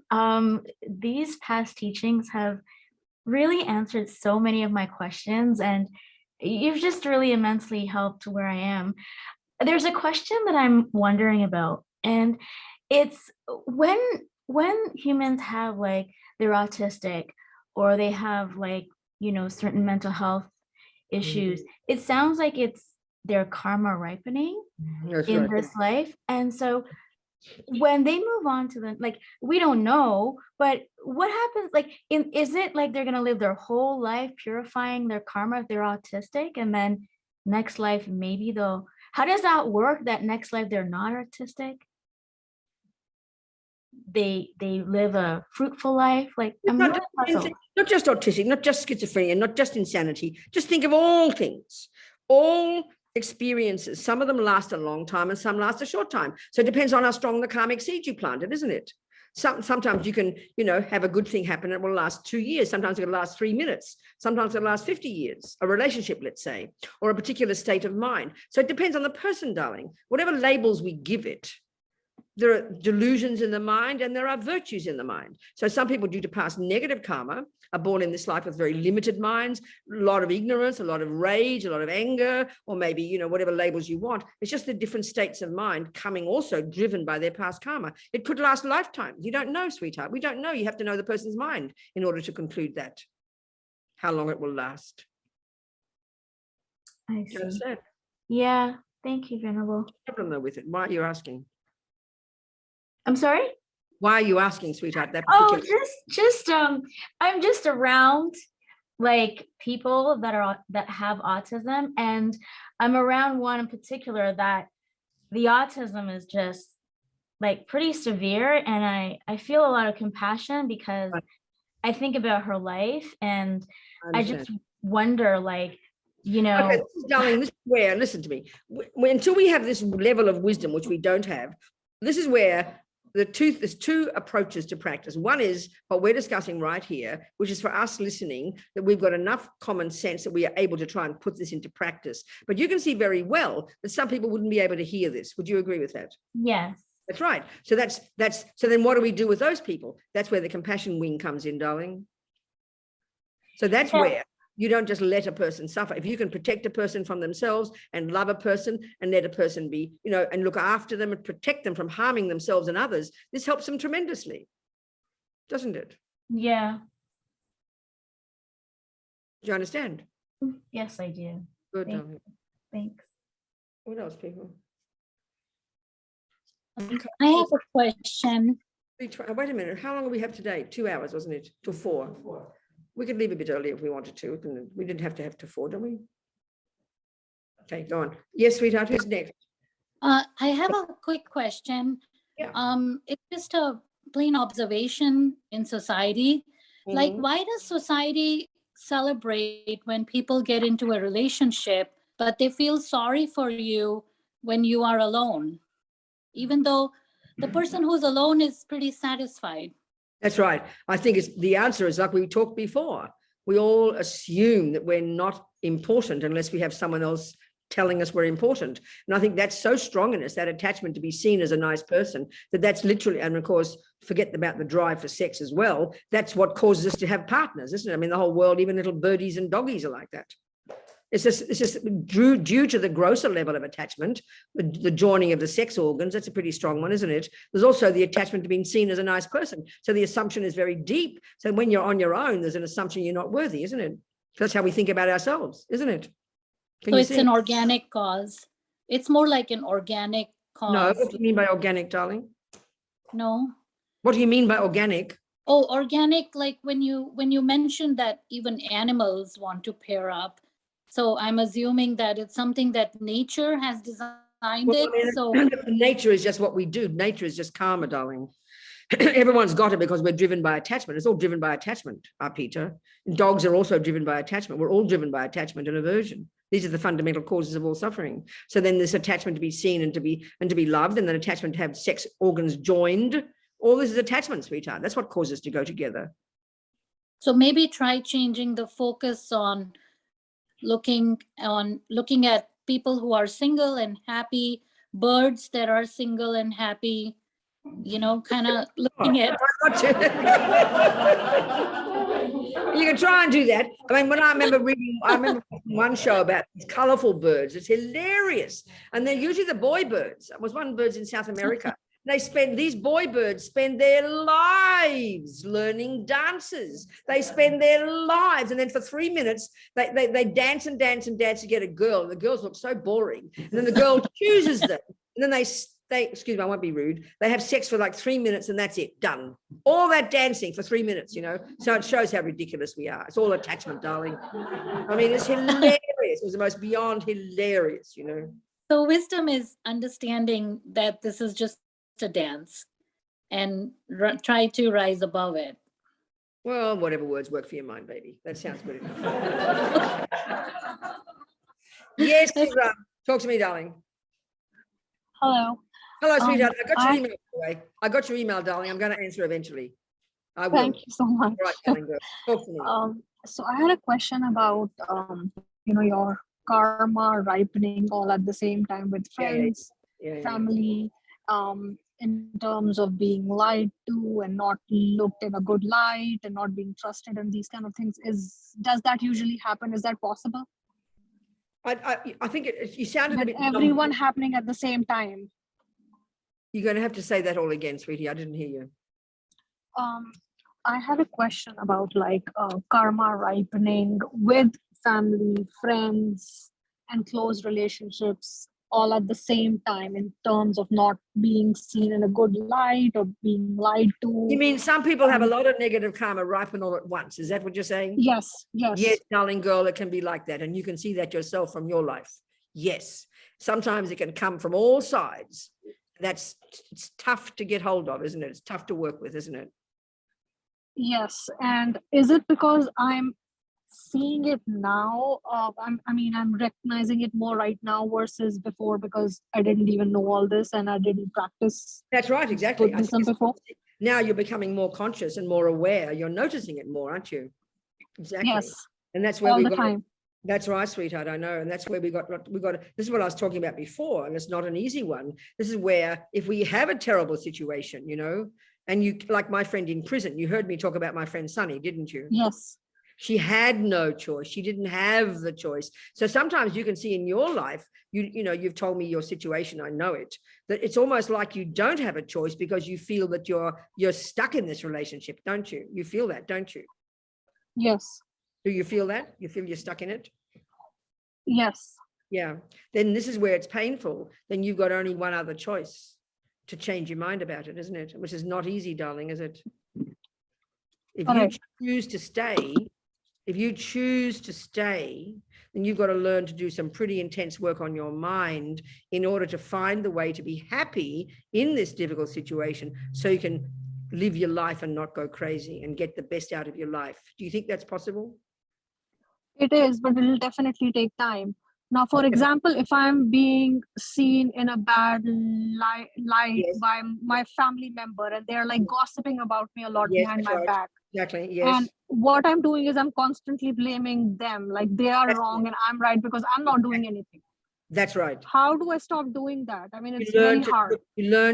you learn to find your own good qualities. You look at yourself, you look at your good qualities, you look at your kindness, you look at your patience, you look at your intelligence, and you learn to find a way to nourish yourself and be content with who you are yourself, precious girl.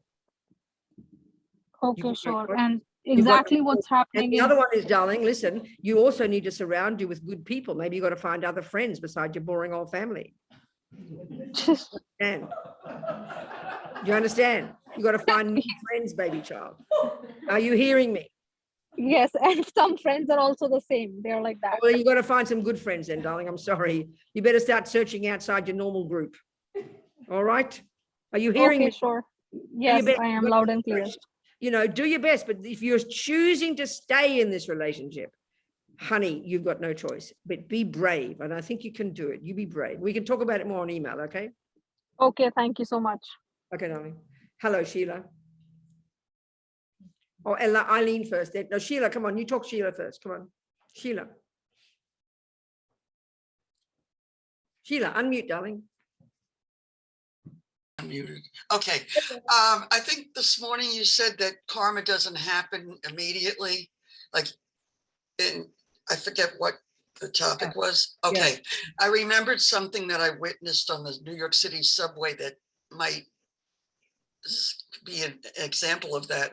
It was for people in New York. It was the Union Square station, the 4, 5, and 6. Anyway, I was entering the station, going down the stairs, and I heard a boom.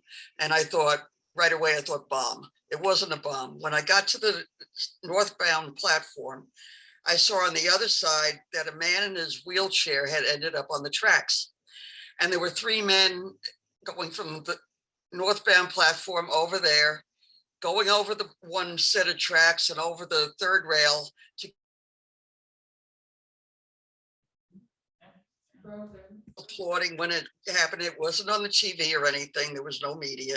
So lots of things happen that never make it to the news. Anyway, so then the 3 heroes, they had come back to to the other platform, the northbound platform.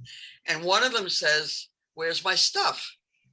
And when he had dropped he had a bag with a laptop and things in it. And he just dropped it and reflexively went over to help. And he was one of these people who was, you know, at some risk to himself, helped somebody else and rescued someone, right? So he's doing a good deed and then getting good karma. But then in the meantime, while he's doing that, some crook came along and took his bag. Yeah, sure. And that rolled around my head for months, thinking he's risked his life. Right. And while he's risking a life, he's being robbed. Right, exactly. So I'm thinking he did something good for future lives, but when he got robbed, while he was doing something good, that was something from another life when he. That's right, exactly. Yeah, that's right. So he cleaned it up. So he cleaned it up. He purified his stealing. So he created eons of good karma by saving lives, and then he cleaned up his stealing karma at the same time by being stolen from. So lucky fellow. It's a pretty, what's the word? I can't think, it doesn't matter. Never mind. But yeah, Thank you. but that makes sense because That I does. thought, how could that have happened? Where is there, a God above letting this happen? No God above, darling. Come There's on. no God above. We're not There is for no the Buddha, God there's above. no God above running the show. We don't need the show to be run by anybody. Our own actions determine the results. That's Yeah, what Buddha well, said. that That's was what Buddha it. says. You can have God if you like. I'm not complaining. No, but at the time it was a reflexive thing like, I oh, understand how exactly could what God it let this happen That's when right. this guy, risked his I understand. life and he's getting robbed? It makes no I sense. understand, darling. Very good story. Thank you, Sheila. Yeah, okay. Thank you, hon. Yeah, go on, Eileen. Time to go home soon. Go, Eileen. Talk to me, honey child. Yes, all I could think was only in New York. That's right. Anyway, I just wanted to ask Robina, if I may, the whole idea of learning to be content, learning to be satisfied, not keep hankering, for more and more. Is that renunciation? Yeah, that's right. That's Is right. that what is that? Yeah, that's right. Basically, as Lama Zopa says, renunciation is when just the thought of another moment of attachment is so repulsive. It's like being in a septic tank. So put it another way, what would you be like if you had this renunciation they talk about? You would be gloriously fulfilled and content and have self-confidence and be content and happy, whatever you got. But it doesn't mean you can't be ambitious. It doesn't mean you can't be a multimillionaire. It doesn't mean you can't be a poor person in a cave. Depending on the lifestyle you choose, whatever you do, you'd be joyful, fulfilled, content, easygoing, and of course, loving and compassionate. That's what you'd get. That's what you'd be like if you had given up attachment and the delusions. You'd be amazing. You'd be utterly content, fulfilled, joyful, happy, and therefore be naturally able to be loving and compassionate. But then it begins with understanding. That's right, exactly. That when you feel dissatisfied, take a look at that. That's right, darling, exactly. Thank you. And then disciplining the body and speech as well. Yes. That's right, exactly, darling. Thank you. Good, thanks, sweetheart. So, yes, Lisa.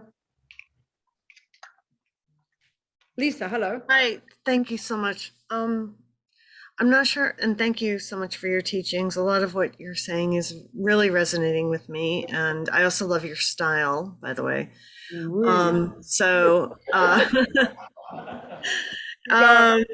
Yeah, I'm trying to articulate I think it has to do with possible attachment and something you said about your situation. So I'm currently going through a divorce, realizing that you can be good people and still not be good for each other. Exactly right, Lisa. Okay. So is that part of attachment when you cling to the idea of, it took a long time to come to that realization and some meditation. So is that attachment when you cling to? You see, what's interesting, when things are going nicely, which is when attachment's getting what it wants, we rest on our laurels. We don't analyze anything, do we? As soon as the attachment stops getting what it wants and all this agony comes and all this questioning and all the dramas and the pain and the hurt, this is why it's good, because it's a wake-up call. So you're learning to see this. That's why if you can be brave and learn from this experience, of course it's to do with attachment, but we don't notice it when it's getting what it wants. It's only we notice it when it stops getting what it wants, and then we're full of drama. So you're learning about that. So yes, it has no, having two people growing apart, or even if getting angry with each other, it doesn't mean, as you said, that you're bad people. It doesn't mean you're a failure. It just means you had the karma to be nice to each other for a couple of years. It only lasted so long.